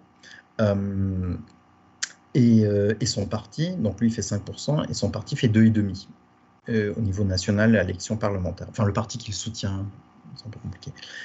Mais du coup, souvent, en fait, ce qu'on a vu, c'est que, y compris dans l'élection parlementaire, en fait, on pourra revenir un peu sur les scores parce que c'est intéressant, mais souvent, en fait, ce qu'on voit, c'est qu'il y a des gens qui ont pu ne plus voter pour le régime, mais qui n'ont pas franchi le pas de voter pour l'une des forces d'opposition, voilà, et qui ont fait le choix de cette solution un peu ultranationaliste, en même temps officiellement pas pro-Erdogan, en tout cas avant le premier tour. Bref, et donc, Kılıçdaroğlu, bon, de toute façon, lui et son parti ont toujours été ils ont toujours eu comme position que les Syriens doivent repartir. Mais, enfin, il n'y a pas de mais, ça va pas, mais c'est-à-dire que cette position, elle est très largement partagée. Et bon, c'était toujours avec une tonalité... Jusqu'à gauche ou pas? Alors, pas le HDP, voilà, si c'est ça la question, pas le HDP et ses alliés. En gros, le HDP et ses alliés en gros, c'est la seule force à avoir un discours correct sur la question. Okay. Mais dans l'Alliance de la Nation, qui est donc l'alliance qui soutenait Kılıçdaroğlu, oui, tout le monde. Mais dans le régime d'ailleurs, aussi, dans cette alliance, qui sont les partis membres de cette alliance? Est-ce que c'est que des choses plus à gauche que lui? Non, c'est le contraire. D'accord. Okay. Tout le monde est plus à droite que lui. Ok, voilà. D'accord, ok. Sauf le HDP qui est plus à gauche. Mais le HDP n'est pas dans cette alliance. Mais le petit parti écolo qui encadre le truc. Alors, tu parles de quelle alliance en fait? On s'est perdu. Pardon. Kılıçdaroğlu dans son alliance. D'accord. Est-ce qu'il y a les Verts ou pas? Non. Donc, Kılıçdaroğlu, il est le candidat officiel d'une alliance qui s'appelle l'Alliance de la Nation. Ouais. Donc, et qui regroupe son parti à lui, dont il est le président, donc le CHP, qui est un parti de centre-gauche nationaliste. Et dans cette alliance, il y a aussi le Bon Parti, ça s'appelle comme ça, le Bon Parti, qui est une scission ultranationaliste mais opposée à Erdogan. D'accord. Issue de l'ultranationalisme opposé à Erdogan. 2 petites scissions de l'AKP. D'accord. Dont une plus libérale et une plus conservatrice, et un autre plus petit parti de droite, enfin un parti historique de l'islam politique. D'accord. Et un autre plus petit parti de droite, mais sans importance. Donc voilà, c'est ça. Ça, c'est l'Alliance de la Nation, dont Kılıçdaroğlu est le candidat officiel. Ok. Ça, c'est la première alliance d'opposition. Et il y a une deuxième alliance d'opposition, qui est l'Alliance Travail et Liberté, qui regroupe, dont le principal parti est le HDP. Ok. Et qui, lui, cette alliance, a soutenu Kılıçdaroğlu à la présidentielle, mais pas sans membre de faire l'alliance. Partie. Voilà, pas membre de l'Alliance de la Nation, et a présenté, avait ses propres listes à part aux législatives. Contre les listes de... En concurrence. En concurrence. Voilà. Et donc, Travail et Liberté, c'est en gros le HDP, et aussi le Parti ouvrier de Turquie. C'est HDP plus gros, un peu plus petit le Parti ouvrier de Turquie, et d'autres plus petits partis de gauche. Et là, pour le coup, c'est que gauche radicale et kurde. Voilà. D'accord, ok. Voilà. Et par contre, du coup, Kılıçdaroğlu, pour revenir sur la question des Syriens, et lui et son parti ont toujours dit on est pour le retour des Syriens en Syrie, mais on fera ça d'une manière humaine, dans le respect des principes, du droit, blablabla. Bon, là, la tonalité, elle a changé. Ils se barrent, ils doivent se barrer, etc. Et ça, c'est pour courir derrière l'électorat de ce troisième homme, donc Sinan Oğan, qui a fait 5%, et qui, lui, eux, c'est leur cheval de bataille. Et vraiment, la question des Syriens, c'est très important, parce qu'il faut réaliser l'ampleur du truc. C'est-à-dire que là, je suis en train de préparer une note pour l'Institut La Boétie pour après les élections, mais du coup, j'ai déjà préparé en grande partie. Et en avril 2023, le nombre de Syriens réfugiés en Turquie, c'est arrivé depuis en gros une dizaine d'années, c'est 3,4 millions de personnes qui sont arrivées en 10 ans, en fait. C'est colossal. Il y a dans la région frontalière avec la Syrie, ils représentent entre 1/5 et 1/3 de la population selon l'endroit où on est. À Istanbul, c'est 500 000 personnes. Sachant qu'ils ne sont pas dans des camps, ils sont dans les villes. Voilà. Et du coup, donc, il y a un effet de masse. Et deuxièmement, et ça c'est hyper important, c'est que, comme l'a dit Daniel, ça c'est très important, c'est qu'évidemment Erdogan, il utilise ça comme levier international par rapport à l'Union européenne, l'Europe forteresse, en utilisant le racisme des dirigeants européens, en sous-traitant cette question. Mais en même temps, c'est-à-dire, du coup, il y a beaucoup de Syriens en Turquie, mais sans donner les moyens de subsistance. Et ça, c'est hyper important. C'est-à-dire que les Syriens en Turquie n'ont qu'un statut. Ils sont appelés les invités. C'est misafir, c'est le terme utilisé, ça veut dire invité. Et ils sont le statut, comment ils sont dénominés administrativement, c'est personnes sous protection temporaire de l'État turc. Et tout est là-dedans, en fait. C'est temporaire, même dans le régime turc, donc pas que l'opposition, et dans une logique de c'est temporaire et ils sont nos invités. Un invité, c'est censé repartir au bout d'un moment. Et en plus, ils n'ont aucune subsistance. C'est-à-dire sur les 3,4 millions, bon déjà ils sont jeunes, c'est 22 ans de moyenne d'âge, 22 ans et demi, donc il y a beaucoup d'enfants mineurs, mais il y a des jeunes, et c'est en majorité des hommes. Et sur toute cette population, on va dire qu'il y en a 1,7 million, 1,8 million qui sont en âge de travailler, il n'y en a que 120 000 qui ont un droit de travail. Il y a 120 000 qui ont la double nationalité, 120 000 qui ont un droit de travail. Sur les 3,5 millions. Sur les, ouais. Et donc, et si tu regardes ceux qui sont majeurs, on va dire 1,6, 1,7, il n'y a que même pas 10%, enfin il y a 10%, qui est 20% maximum, qui peut travailler légalement. Les autres, ils n'ont pas de moyens de subsistance. L'État turc ne verse pas un centime aux Syriens. Il y a juste l'Union européenne et c'est genre l'équivalent de 70 € par mois. Et encore, c'est pour les mères de famille, etc. Donc, on est dans un truc où tu as littéralement plus d'1 million et quelques de personnes qui, pour subsister, doivent avoir recours à l'économie informelle, accepter des jobs encore plus sous-payés que les Turcs, etc. Et du coup, ça crée des tensions énormes dans la société. Il y a des pogroms, il y a des trucs, parce qu'en fait, c'est des très pauvres qui sont en concurrence avec des encore plus pauvres. Et du coup, c'est terrible. C'est terrible. Et c'est pour ça que cette question a été... C'est pour ça que l'autre, il fait 5%. Hein. Ouais. Et quelle est l'action, qu'est-ce que fait le gouvernement en place qui, je pense, du coup, n'est pas fondamentalement pour l'accueil de ces Syriens in fine, mais dans les faits, comme on a quand même un gouvernement qui est plutôt de droite et d'extrême droite actuellement avec Erdogan, est-ce qu'ils ont reconstruit des murs autour des Syriens ? Qu'est-ce qu'ils ont fait fondamentalement ? Est-ce que en gros, ce que nous, de France, on peut voir quand Marine Le Pen dit on fera des murs, on les renverra chez eux, etc. Est-ce que concrètement, là-bas, Erdogan a fait quelque chose pour régler le problème ? Alors, en fait, c'est le contraire qu'a fait Erdogan. Parce que le discours officiel d'Erdogan, c'est un discours humanitaire. Le discours officiel de l'AKP, c'est un discours humanitaire. C'est on doit les accueillir. C'est ça le discours. Du coup, c'est d'autant plus, en réalité, c'est d'autant plus destructeur en fait, parce qu'il y a un discours sur la nécessité de l'accueil sans donner aucun moyen de l'accueil, ni même de subsistance. Parce qu'il ne faut pas oublier que quand la révolution syrienne éclate et qu'elle est écrasée par Al-Assad et que ça devient une guerre civile, etc., au tout début, Erdogan, il rêve.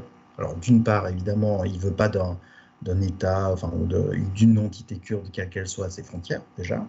Mais au-delà de ça, il veut avoir le contrôle, être partie prenante d'une Syrie post-Al-Assad. Et donc, il s'implique à fond dans ce qui se passe. Bon.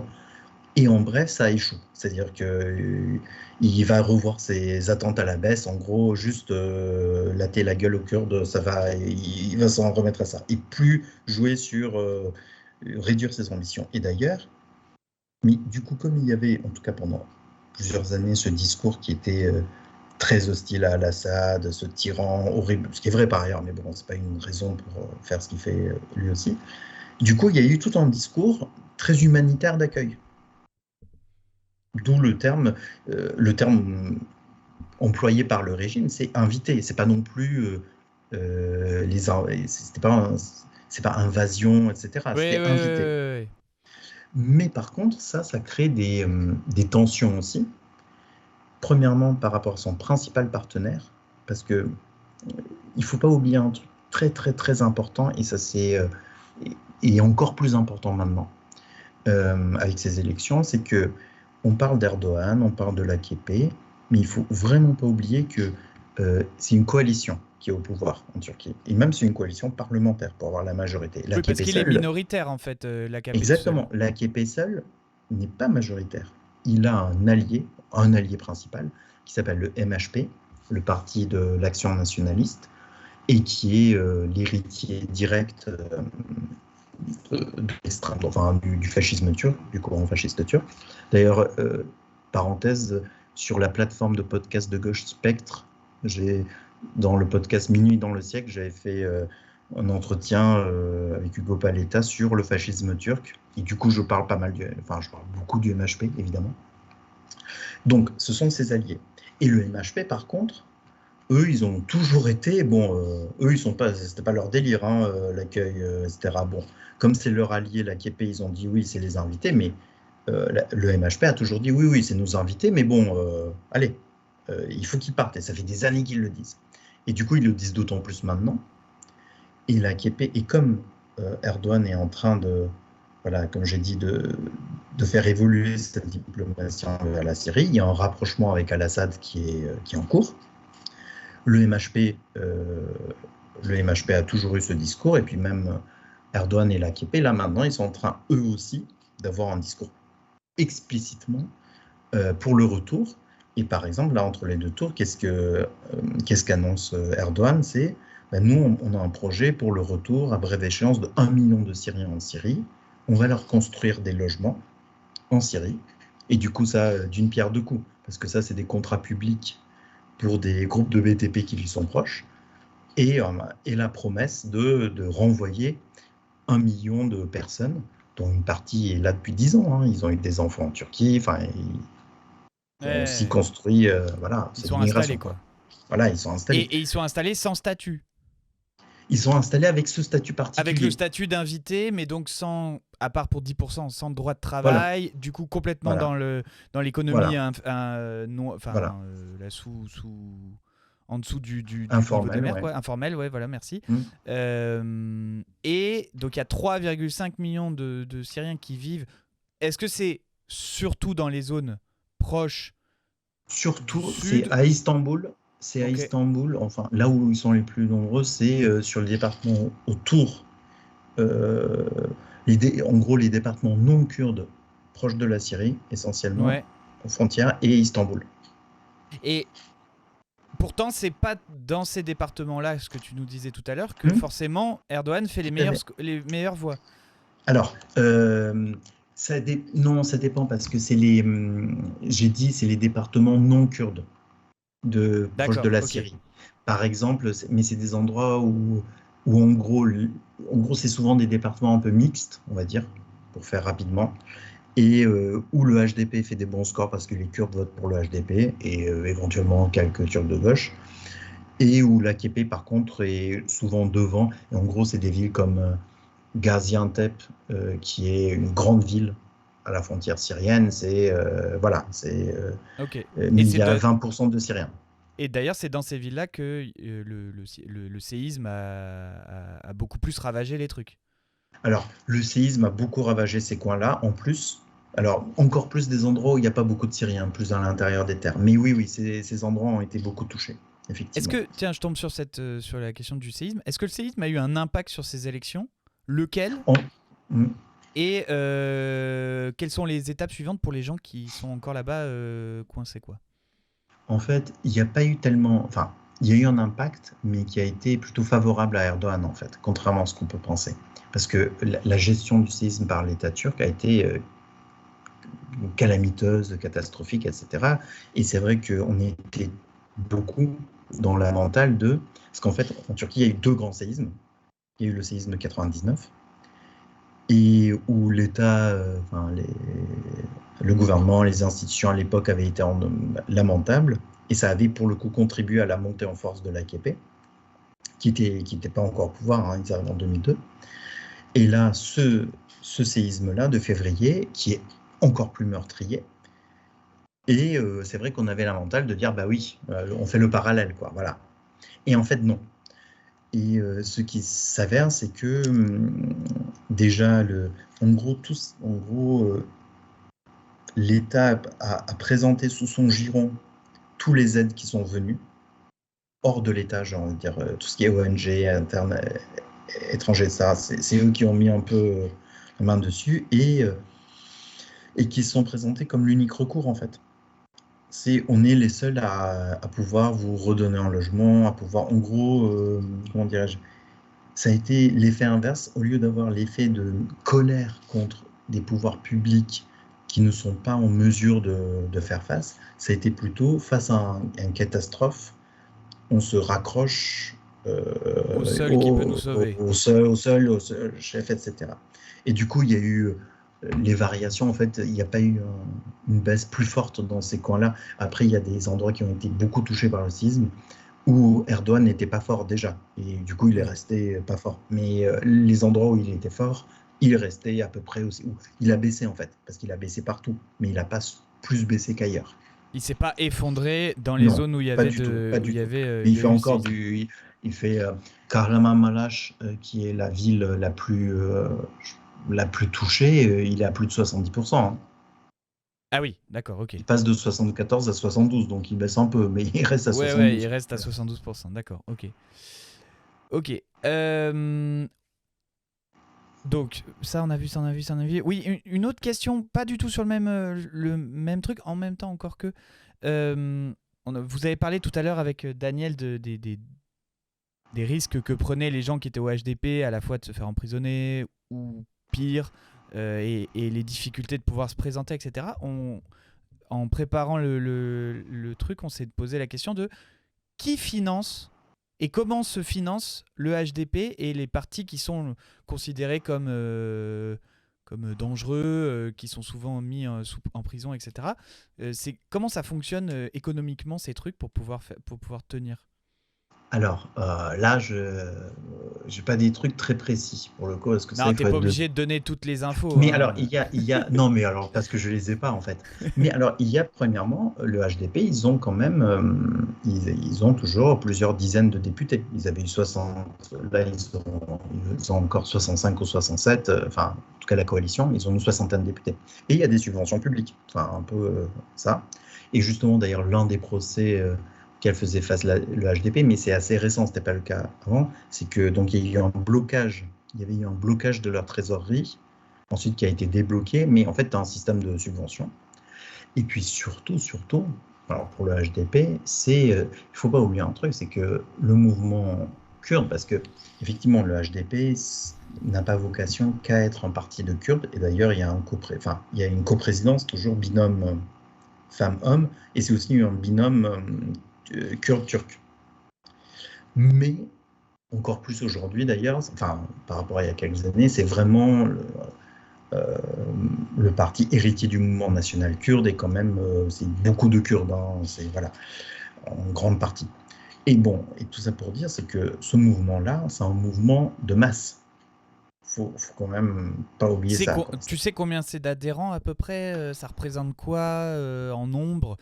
Si on veut comparer par exemple aux grands partis français, est-ce que c'est beaucoup plus, beaucoup moins? C'est quoi les rapports de force? Beaucoup plus? Alors, officiellement, c'est... Enfin, beaucoup plus.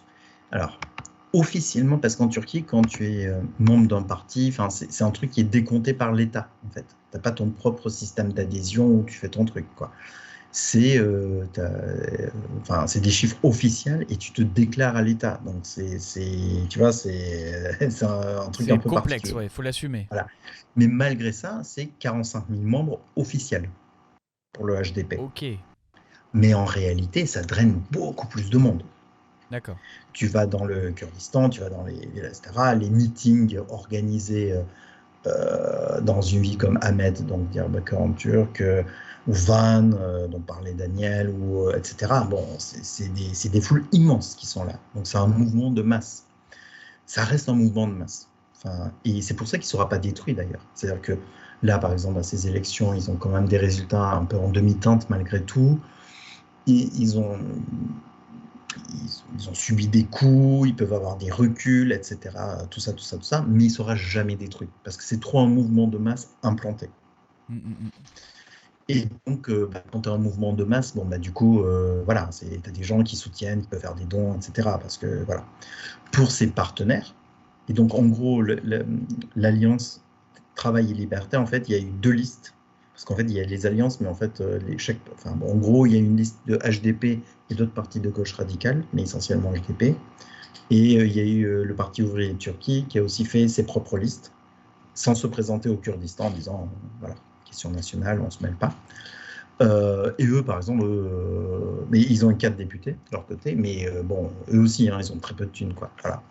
Après, c'est de la débrouillardise, etc. Mais pour le HDP, c'est essentiellement mouvement de masse, quoi. Et quel est le lien réel entre PKK et HDP ? Enfin, au-delà de l'histoire, etc. Mais concrètement, ça représente quoi, en fait, le lien entre le HDP en Turquie et la représentation kurde dans ce que eux considèrent comme l'État kurde, quoi, avec toutes ces ramifications nationales en Syrie, en Irak, etc. Est-ce qu'il y a vraiment des liens entre ces différents trucs ou pas ? Je ne suis pas... Là, enfin, ce que je peux... en tout cas, c'est présenté comme ça. Disons, moi, je te réponds sur le discours officiel. Le discours officiel, qui est très ambigu d'ailleurs, en réalité qui est ambigu, qui est contradictoire. C'est-à-dire que le discours officiel du régime, c'est de dire c'est la même chose. Voilà, c'est la même chose, l'un est la continuité de l'autre. Et en même temps, c'est contradictoire parce que ça renvoie à quelque chose que je voudrais bien évoquer après, c'est sur la culture politique. En même temps, le HDP n'est pas interdit. Enfin, les partis kurdes, il risque d'être interdit. Des partis kurdes ont été interdits, mais en même temps, il ne l'est pas aujourd'hui. Il y a toujours, depuis maintenant, 35 ans à peu près, il y a toujours des représentants kurdes qui arrivent à se faufiler dans les institutions qui sont présents. Et ça n'empêche pas donc que ça existe. Mais moi, mais du coup, ça ouvre. Si tu veux bien, je voudrais aborder un truc. Ouais, vas-y, je t'en prie. En fait, je voulais dire un mot sur la culture politique en Turquie. Parce que c'est quelque chose que... En fait, parce qu'il y a un truc que souvent, quand on parle de ces choses-là, les gens en France ne comprennent pas. Par exemple, ça a dû paraître bizarre quand on a raconté avec Daniel, il y a le candidat à la présidentielle, il est en prison, mais il a pu faire campagne depuis la prison. Ou mon pote qui était en prison et qui a été élu, voilà, etc. Et ça, c'est une espèce de... C'est un peu bizarre, c'est difficile à comprendre. Il y a quelque chose quand même en Turquie qu'il faut saisir, c'est que il y a... j'ai réfléchi pas mal ces derniers temps, c'est qu'il y a une culture démocratique minimale et minimaliste. Et il y a ces deux aspects. C'est-à-dire qu'il y a une culture démocratique dans le sens où des élections concurrentielles sont considérées comme normales et nécessaires. Il faut des élections concurrentielles. Et ça, c'est très largement partagé dans la culture politique turque. Oui, il ne faudrait pas qu'un seul candidat qui se présente. Il faut forcément qu'il y en ait 2. Ça, c'est pas possible. Et plus même. En gros, élection concurrentielle. Et vraiment concurrentielle. On ne sait pas forcément le résultat. Bon. Et en fait, quand on regarde depuis 1950, c'est-à-dire il y a eu des premières élections concurrentielles en 1946, mais les vraies concurrentielles, c'est 50. D'ailleurs, il y a avec un changement de majorité. En 73 ans, la Turquie n'a pas connu d'institutions avec une élection concurrentielle et un parlement, machin, que pendant 7 ans, en fait. Et en fait, pendant 90% du temps, en 70 ans, il y avait des élections concurrentielles. Voilà.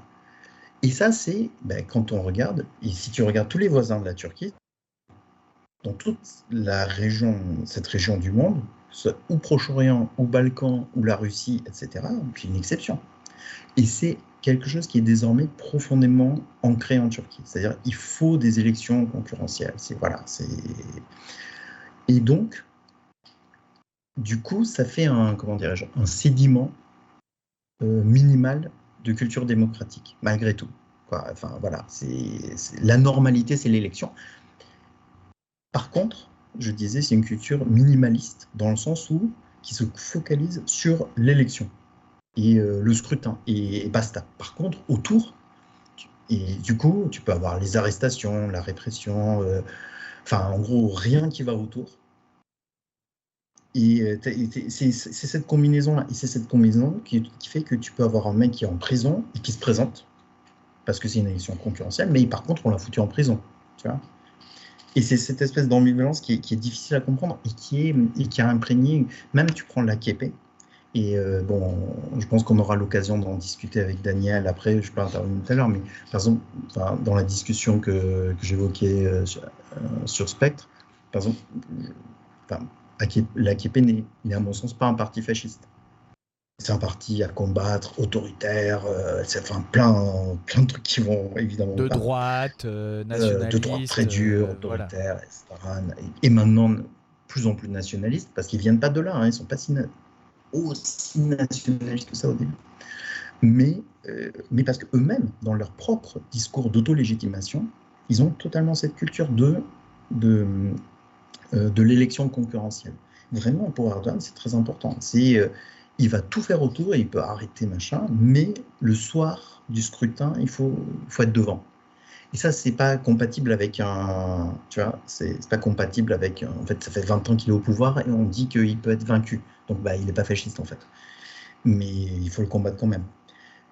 Et ça, c'est vraiment important à comprendre. Mais en fait, si je dis ça, c'est aussi, derrière ce que j'ai en tête, c'est c'est polémiquer avec parce qu'il y a un angle mort dans cette compréhension. Pourquoi j'en parle? Tu me dis si mon tunnel est trop long. Vas-y, déroule, je te laisse dérouler, puis au moment où je comprends plus rien, je t'arrête, vas-y. Pourquoi je parle de ça? Parce qu'il y a un angle mort dans cette compréhension-là, et je dis pas des militants ou des citoyens, je parle aussi pour certains chercheurs. Par exemple, moi je suis estomaqué, par exemple, un des principaux spécialistes de l'islam politique en France, c'est François Burga. Et François Burga, il a fait, il a mené des recherches, il a produit des choses qui sont tout à fait intéressantes et importantes, notamment l'idée fondamentale que l'islam politique, c'est avant tout un lexique utilisé pour des revendications sociales démocratiques, et que c'est un lexique religieux qui est utilisé, mais pour des questions sociales, pour des aspirations démocratiques. Là, oui, c'est pertinent, mais le problème, c'est que ça fait 20 ans qu'il ne dit rien sur la Turquie, en fait. Ça fait 20 ans qu'il évite le sujet de l'AKP au pouvoir. Et très concrètement, c'est-à-dire là, il vient de co-diriger un livre de 400 pages, un livre collectif de 400 pages. Il n'y a pas un chapitre sur l'islam politique, il n'y a pas un chapitre sur la Turquie. C'est quand même étonnant. Et la suite de ça, concrètement, c'est qu'il fait un petit post là sur les réseaux sociaux en disant « Bon, on me demande ce que je pense sur la Turquie. Moi, je ne connais pas assez le sujet. » Au bout de, quand même, c'est pas le boulanger du coin, quoi. Non, mais on a compris que tu l'aimais pas, là. Vas-y, finis. Non, c'est pas une question que je l'aime pas. Je respecte ses travaux, mais là, on arrive à un point où c'est pas possible. Et ensuite de dire, mais ce que je constate, c'est que il faut laisser les électeurs de Turquie décider, tout à fait. Mais ce que je constate, c'est qu'au moins il y a des élections, et pour moi, ça dit quand même quelque chose de Erdogan par rapport aux autres. Et en fait, ça va pas parce que premièrement, dire juste qu'il y a des élections, c'est oublier que tout ce qu'on a discuté avant, parce qu'il y a des milliers de personnes en prison, Et en plus, il y a eu une répression légale, extra-légale, parce qu'en 2015, bon, il y a des gens qui sont assassinés, etc. Et deuxièmement, c'est que ça ne vient pas d'Erdogan, ça, le fait qu'il y ait des élections. C'est une culture politique qui a imprégné pendant des décennies et dont lequel lui-même, il ne va pas en sortir. Mais il n'a pas étendu la culture. C'est pas avec lui que la culture démocratique en Turquie, la pratique démocratique en Turquie s'est élargie. Pas du tout. Même au contraire. À un moment, ça s'est élargi, puis maintenant, ça s'est rétréci. Le fait qu'il passe de Premier ministre à et président et Premier ministre, réforme constitutionnelle où il peut se représenter une troisième fois, il y a quand même tout un contexte qui fait qu'on ne peut pas vraiment dire qu'il va vers plus de démocratie, mais plutôt vers une démocratie plutôt illibérale, en fait. Mais c'est même plus, moi je dirais plus qu'illibéral, mais en fait, en gros, on est dans un truc où c'est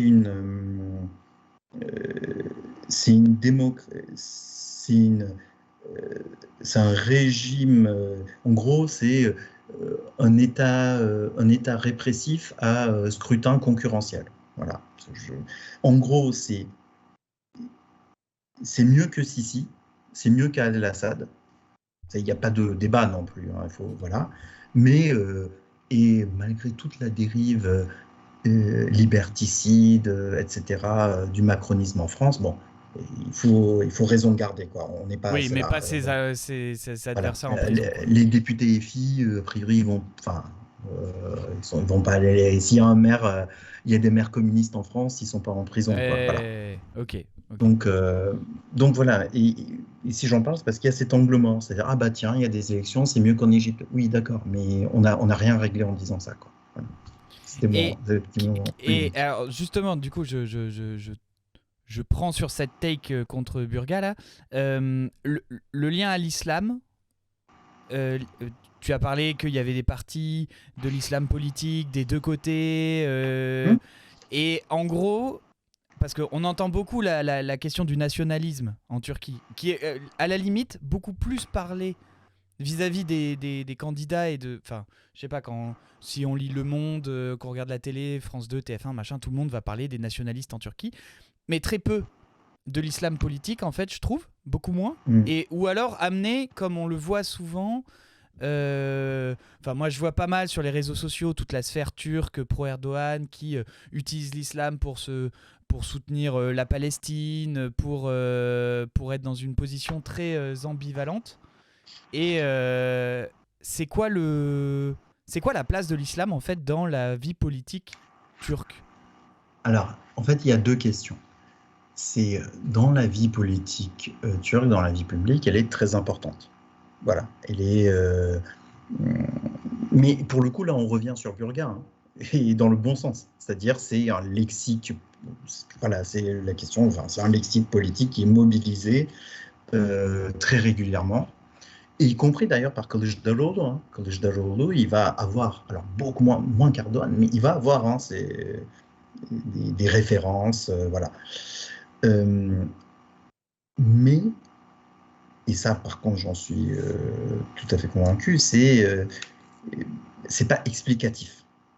C'est le décor. Enfin, c'est le décor. C'est très présent, mais c'est pas avec ça qu'on analyse, à mon sens, aujourd'hui, parce que déjà, on parle des Kurdes. Bon, les Kurdes, la majorité des Kurdes sont sunnites. Bon, mais comme les Turcs, hein, ils ont la même religion, en fait.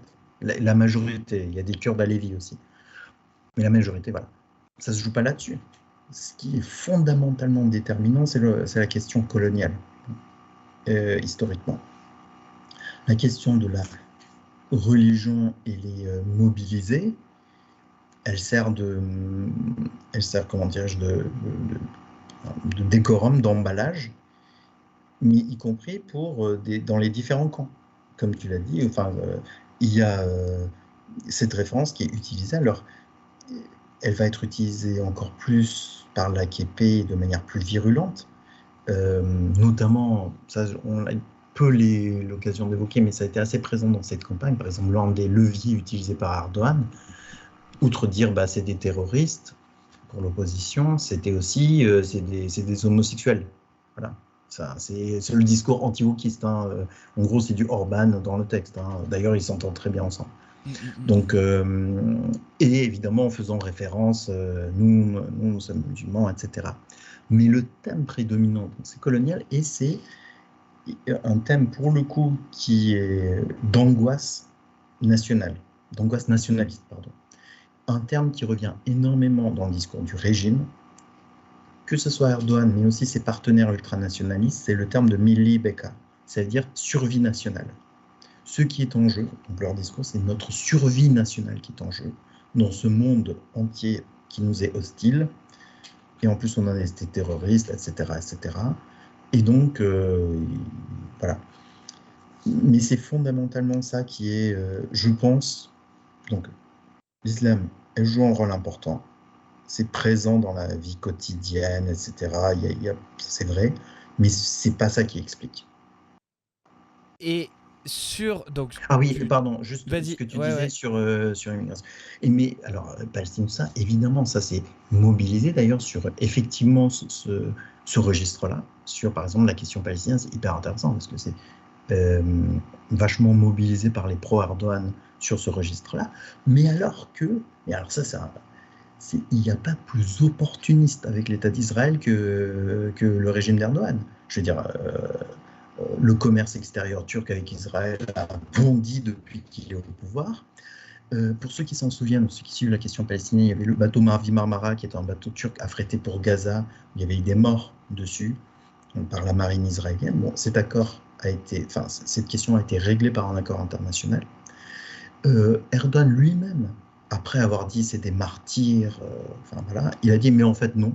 En fait, non, c'était des tocards et vraiment, moi, je soutiens pas du tout. Ils ont fait n'importe quoi, ils m'ont pas demandé la permission. Et littéralement, il a dit ça. Hein. D'accord. Et un truc qui passe complètement sous le radar, comme ça, j'en reviens pas, c'est que dans l'accord de règlement sur cette question entre Israël et la Turquie, dans l'accord, il y a marqué Jérusalem, capitale d'Israël. D'accord. Signé par l'État turc. Ok.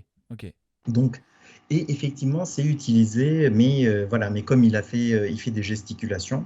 En gros, Erdogan bénéficie du fait de faire des gesticulations. Il a fait des gesticulations, et la plupart des dirigeants, pour le coup, des États arabes sont tellement affligeants et ventre à terre que du coup, au moins lui, il a fait des gesticulations et il bénéficie, alors qu'en fait, c'est totalement. Alors, donc du coup, ce qu'on voit, c'est qu'il y a quand même une utilisation un peu soft power de la religion pour légitimer la place de la Turquie aussi dans le monde arabe, musulman, etc. et de maintenir une place, mais qui est complètement opportuniste quand on voit ce qu'il raconte vis-à-vis d'Israël. Ou les Ouïghours, hein. Les Ouïghours, il les a oubliés quand il a eu besoin de la Chine. Okay. Voilà, typiquement, là, c'est la même chose. Et parallèlement, par contre, tu parlais de la question coloniale qui est structurante. Je ne vais pas te garder non plus 4 heures avec moi, mais juste pour finir peut-être sur la question coloniale, parce que tu es pas mal revenu dessus en disant que c'est assez central dans le rapport qu'il y avait dans la politique en Turquie. À quel moment se pose de la part des nationalistes la question de, à un moment, rompre radicalement avec les Kurdes et avec ces régions-là, en disant est-ce que il y a un intérêt économique dans ces régions-là qui font qu'on est obligé, qui veulent les garder dans la Turquie, est-ce qu'ils veulent pas perdre la face et pas lâcher un bout de territoire, ou est-ce que vraiment cette question-là, elle arrive à un moment où, je sais pas, comme elle a pu se poser en France, disons qu'il y a un moment où même à droite, les gens se sont dit il vaut mieux se séparer de nos colonies plutôt que de les garder et que ça soit toujours le bordel, quoi. Est-ce que cette question-là, elle se pose aussi dans la population kurde et dans la politique turque, pardon? Elle ne s'est pas posée, alors, déjà parce qu'il y a une continuité territoriale et que ça a été toujours vécu comme... en fait, elle ne s'est pas posée dès le début. C'est-à-dire que la République de Turquie se construit d'emblée. En fait, dans la guerre d'indépendance, il y a une promesse qui est faite aux Kurdes. En gros, même par Mustafa Kemal, d'une fédération, gros turco-kurde sur une base musulmane. En fait, la promesse n'est pas tenue. Et d'emblée, l'État turc, la République turque, se construit sur ce rapport colonial, en fait, de suprématisme et de négation, en fait. Et on a un truc où, en fait, même il y avait un discours avec le temps qui s'est développé sur les Kurdes n'existent pas. C'est-à-dire, en fait, ce sont des Turcs. Et c'est le terme qui était utilisé, mais qui est délirant. Hein. C'est de dire, en fait, c'est des Turcs des montagnes. Et la langue qu'ils parlent, c'est un truc qui a dégénéré de notre langue à nous. Et d'ailleurs, le mot kurde, en fait, ça vient du bruit que font les bottes sur la neige. Et ça, c'était littéralement dit d'une manière sérieuse. Bon. Et en fait, ce qu'il y a derrière, c'est, en fait, en 2 mots, il y a eu, de manière croisée, il y a eu une conception dans un premier temps qui était de dire, en fait, en Turquie, il n'y a que des Turcs. C'est l'identité supérieure, c'est l'identité qui subsume tout. Et après, bon, dans la vie privée, etc., bon, chacun peut être un peu comme il veut, mais dès que tu es citoyen de Turquie, tu es turc et basta. Bon. Donc, ça nie la plurinationalité, mais voilà. Et il y a aussi une version ethniciste plus dure, dont vient les ultranationalistes, le MHP, etc., qui est de dire, mais oui, en fait, et d'ailleurs, c'est des polémiques publiques en disant, mais bien sûr qu'il y a des Kurdes en Turquie. C'est pas le problème, il faut dire qu'il y a des Kurdes en Turquie, mais il faut les écraser, il faut les soumettre. Et ils doivent être nos esclaves, et s'ils ne sont pas contents, on les massacre. Voilà. Et ce sont ces 2 versions qui se sont alternées, en gros, qui ont forgé l'État, et avec soit une gestion libérale, mais qui a été l'exception. D'ailleurs, la dernière tentative de gestion libérale, c'est par Erdogan lui-même. Parce qu'Erdogan, il y a une 12aine d'années, entame des négociations avec le PKK. C'est-à-dire, il y a des conférences de presse où il y a des responsables du HDP qui sont allés au maquis pour des discussions et qui font des conférences de presse communes avec des ministres. Et ça a été complètement... Et même Erdogan a dit non, mais ça n'a jamais eu lieu, alors que littéralement, il y avait des conférences de presse. Bon. Et en fait, il a laissé tomber ça. Et généralement, plutôt, la règle, ça a été la répression. Donc non, il n'y a jamais eu un truc mais d'emblée, bon, ben, en fait, ces territoires, on s'en fiche, on peut s'en débarrasser. Non, c'est on les domine. On les domine et basta. Et l'étape guerrière, elle peut se poser à un moment, enfin, de guerre civile interne à la Turquie. Est-ce qu'elle s'est déjà posée dans l'histoire et est-ce qu'elle peut se reposer? Et en gros, est-ce que l'État turc et Erdogan, d'une manière ou d'une autre, avec des alliés qui pourraient le défendre ou pas, pourraient légitimer une certaine intervention militaire au Kurdistan turc? Mais alors, Kurdistan de Turquie, c'est déjà le cas. Pardon, en fait, c'est déjà arrivé et c'est déjà le cas. Il y a eu des révoltes kurdes déjà, hein, parce que ça ne s'est pas fait sans résistance, tout ça, hein, quand je dis. Donc il y a eu des grandes révoltes kurdes qui ont été écrasées d'une manière extrêmement brutale, premièrement. Ensuite, il y a eu... et puis il y a eu... notamment à partir des années 80, en fait, en gros, la réémergence plus forte d'un mouvement national kurde autour principalement de l'organisation politico-militaire PKK, à partir du milieu des années 80, tu as eu l'état d'exception au Kurdistan, mais qui est en fait un état d'exception militaire et en fait voilà, c'est en fait et qui est monté on va dire en intensité. Et les années 90, c'est une situation de guerre de moyenne intensité dans cette zone-là. Là, on a des... Et pour le coup, je me souviens, moi j'étais déjà en France, mais quand je rentrais en Turquie ou quand on suivait, quand tu étais adolescent, c'est-à-dire il y avait au milieu des années 90, 93, 96, toutes les semaines, il était question que de ça, c'était d'affrontements, de villages qui ont été repris en situation de guerre, et la hantise de tout jeune homme turc, c'était de faire son service militaire au Kurdistan, d'être envoyé au Kurdistan. Et parce que tu allais dans la guerre. Là, pour le coup, c'était la guerre. C'était les années de plomb. C'était une guerre qui n'était pas officielle, mais qui était là. Aujourd'hui, bon, il y a toujours, c'est de beaucoup moindre intensité, mais bon, il y a toujours cette chose-là. Mais il y a aussi le fait qu'il ne faut pas oublier, ce que j'ai dit tout à l'heure, c'est que la majorité des Kurdes de Turquie ne vivent plus au Kurdistan. Et du coup, qu'est-ce qu'on a vu? C'est que pour mener des campagnes contre les Kurdes, donc il y a tout ce qui est légal et militaire qui peut être mobilisé au Kurdistan même, mais pour les Kurdes de l'Ouest, en gros, Ça a été, dans les années 2015, qui a été mobilisé, outre les forces de police, etc., c'est des groupes fascistes qui ont été mobilisés. En 2015, ce qui se passe, c'est que l'AKP se retrouve il y a une élection en juin où l'AKP se retrouve minoritaire au Parlement, où le HDP fait un score historique, etc. Et c'est un peu la panique à la tête du régime. Et c'est là où ils vont s'allier avec le MHP après coup. Et ils vont refaire une élection en novembre et ils vont reprendre le pouvoir. Mais pendant ces 6 mois, ça a été 6 mois de terreur.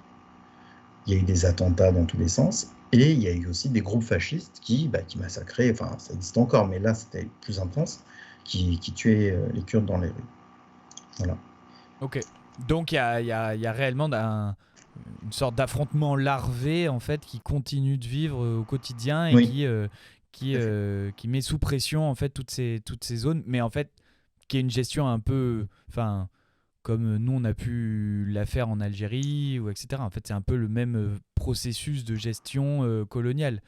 Est-ce qu'on peut dire que Erdogan et tous ces mouvements fascistes de plus loin, plus à droite que lui, s'inspirent un peu de toute cette gestion coloniale des États impérialistes du début du XXe, quoi? Mais même on peut être plus précis. C'est-à-dire que j'ai dit le MHP, qui est son principal partenaire, son chef historique aujourd'hui décédé, Alparslan Türkeş, a fait ses classes aux États-Unis. Et sa formation, c'était la contre-guérilla. C'est directement les tactiques. Mais alors, tu me diras à juste titre que les classes de contre-guérilla états-uniennes ont été inspirées par la pratique coloniale française en Algérie. Donc, oui, il y a un lien, il y a une continuité, théorique directe et pratique. Et moi, je pense que là, j'y réfléchissais ces derniers temps. Je pense que le parallèle le mieux, parce que comme il y a une proximité en réalité assez proche, culturelle entre Turcs et Kurdes en réalité, pour moi le très bon parallèle c'est avec les Irlandais, les Anglais irlandais. Parce que là je relisais ce qu'écrivait Karl Marx sur le prolétariat au Royaume-Uni et sur la division entre ouvriers anglais, ouvriers irlandais en Angleterre même, et du coup avec des Irlandais en anglais, mais c'est exactement ça, c'est vraiment exactement ça. Et d'ailleurs en disant, mais les Irlandais en Angleterre, ils devraient avoir le droit d'avoir leur propre organisation, et c'est ce qui se passe en fait en Turquie d'ailleurs. Voilà. Et c'est quasiment mot à mot. Moins le champ catholique qui s'affronte au-dessus, quoi. C'est vrai. Mais c'est vrai. C'était. Oui, c'est vrai. Parce que après, tu peux dire ils sont chrétiens. Voilà. Oui, je suis d'accord. Mais bon, là, t'as que des sunnites, protestants, catholiques, anglicans. Non, t'as raison. Ouais. Mais vraiment, c'est très similaire. Et peut-être un dernier mot avant de partir, de mon côté, c'est. Je te laisse conclure, vas-y. Mais c'était un sujet qu'on n'a pas abordé, mais qui me paraît important. C'est sur tu as évoqué le score de Erdogan à Clermont-Ferrand. Bon, en gros, le prolétariat issu de l'immigration turque à l'étranger, donc en France, vote pour Erdogan. Bon. Et ce prolétariat, par rapport à la Turquie, de toute façon, il sera toujours retardataire. Parce qu'il ne vit pas ce qui se passe en fait. Il ne vit pas ce qui se passe en Turquie, il ne vit pas la crise économique, etc. Il ne vit pas certaines aspirations. Bon. Cette appétence pour Erdogan, cependant, ne s'arrête pas aux Turcs de France, en réalité. Il y a, en gros, il peut y avoir de la sympathie chez des travailleurs issus de l'immigration des pays du Maghreb, de culture musulmane, envers Erdogan. Et en fait, c'est des bonnes intentions détournées. C'est-à-dire, en gros, s'ils soutiennent Erdogan, c'est formellement pour des bonnes raisons. C'est-à-dire, lui au moins, il se fait élire. Lui au moins, des fois, il engueule Israël. Des choses tout à fait légitimes. Et en fait, du coup, un dirigeant musulman qui engueule Israël et qui se fait élire. Et c'est mieux que ce qu'on a. Et ça, pour moi, fondamentalement, c'est un échec. C'est un échec passager, on peut l'espérer. C'est un déficit de la gauche en France. C'est-à-dire que, fondamentalement, si des gens se raccrochent à Erdogan, pour ceux qui sont issus de l'immigration turque, c'est encore plus vrai. c'est tout aussi vrai, mais c'est pour se raccrocher à un truc qui est, qui est glorieux, un peu fort, etc. Parce que pas de perspective en France, peu de perspectives en France, ni sociale ni politique. Et par ailleurs, il y a le poids hyper fort de l'ambassade, des centres associatifs, franco-turcs. Tout à fait. Il y a un réseau qui est très structuré autour des mosquées, des enseignants, etc. Et il y avait un truc qui n'était pas déconnant, un principe qui n'était pas déconnant dans la loi séparatisme de Macron, qui est une horreur. C'est juste quand il dit oui, en fait, il faudrait pas que, en gros, il faudrait qu'on ait nos propres religieux et qu'ils soient pas envoyés par les États étrangers. Bon, en vérité, ça c'est pas déconnant. Après, il faut voir comment c'est fait, etc. Mais parenthèse fermée. Mais oui, c'est très structuré, mais en même temps, c'est pas juste la structure, c'est que il y a des gens, ils y croient, quoi. Ils y croient, ils soutiennent. Et c'est fondamentalement ça, et y compris des non-turcs qui vont défendre Erdogan et qui vont le défendre pour ces raisons-là. Et aussi parce qu'il n'y a pas de perspective, enfin, il n'y a pas. Maintenant, on essaie de faire en sorte qu'il y en ait une, mais parce qu'il n'y a pas eu assez de perspective politique en France. Et du coup, on se raccroche à ça. Et donc, ma conclusion, c'est que quand on critique Erdogan, il faut absolument, comme gymnastique, critiquer aussi l'islamophobie en France. Parce que ce qui est terrible, ce qui est très contre-productif, c'est tous les gens qui vont critiquer, qui vont dire du mal d'Erdogan, mais qui sont par ailleurs, qui vont être vecteurs d'islamophobie, qui vont être, voilà, ça il y en a, hein, c'est pas ça qui manque. Et en fait ça renforce Erdogan. Exactement, parce que Macron par exemple c'est un adversaire rêvé pour Erdogan, c'est même pas un adversaire, mais c'est un mec qui fait des gesticulations, il va rien faire de concret, Erdogan ça lui va très bien. Et pareil pour les Kurdes, hein, quand des Fourès ou des BHL soutiennent les Kurdes, c'est calamiteux en fait, c'est calamiteux. Oui. Voilà, c'est contre-productif. Donc voilà, c'était juste aussi pour dire un mot par rapport à l'immigration en France. Et ben top. Et puis c'est bien, on finit sur une note plutôt franco-française, donc c'est plutôt cool. Merci beaucoup. Je vais te laisser parce Merci à toi. 23h25, oui. Ça fait un petit moment qu'on est ensemble. Ouais, non, mais de ouf, je veux pas te déranger plus que ça, donc merci beaucoup. Pas de souci. Merci à toi. À bientôt, on se tient au courant, et puis s'il y a des nouveautés sur la Turquie, on te réinvitera. Ciao. Allez, à plus, ciao, merci. Alors, je connaissais quasiment rien, et j'avoue qu'en une soirée, le nombre d'informations est quand même assez énorme. J'espère que ça vous a plu quand même. C'est les deux invités, c'est quand même... Alors, je tiens à dire quand même qu'on a eu une députée en stream. Pour faire un petit débrief quand même à tout le monde. La chaîne existe depuis 2 mois. On est en moyenne sur ce genre de stream à 10 viewers. D'accord ? Parce que, je sais pas, visiblement les masses sont plutôt sur Trackmania avec Zerador ou avec Kameto en discussion sur les nouvelles... équipes de l'AK Corp.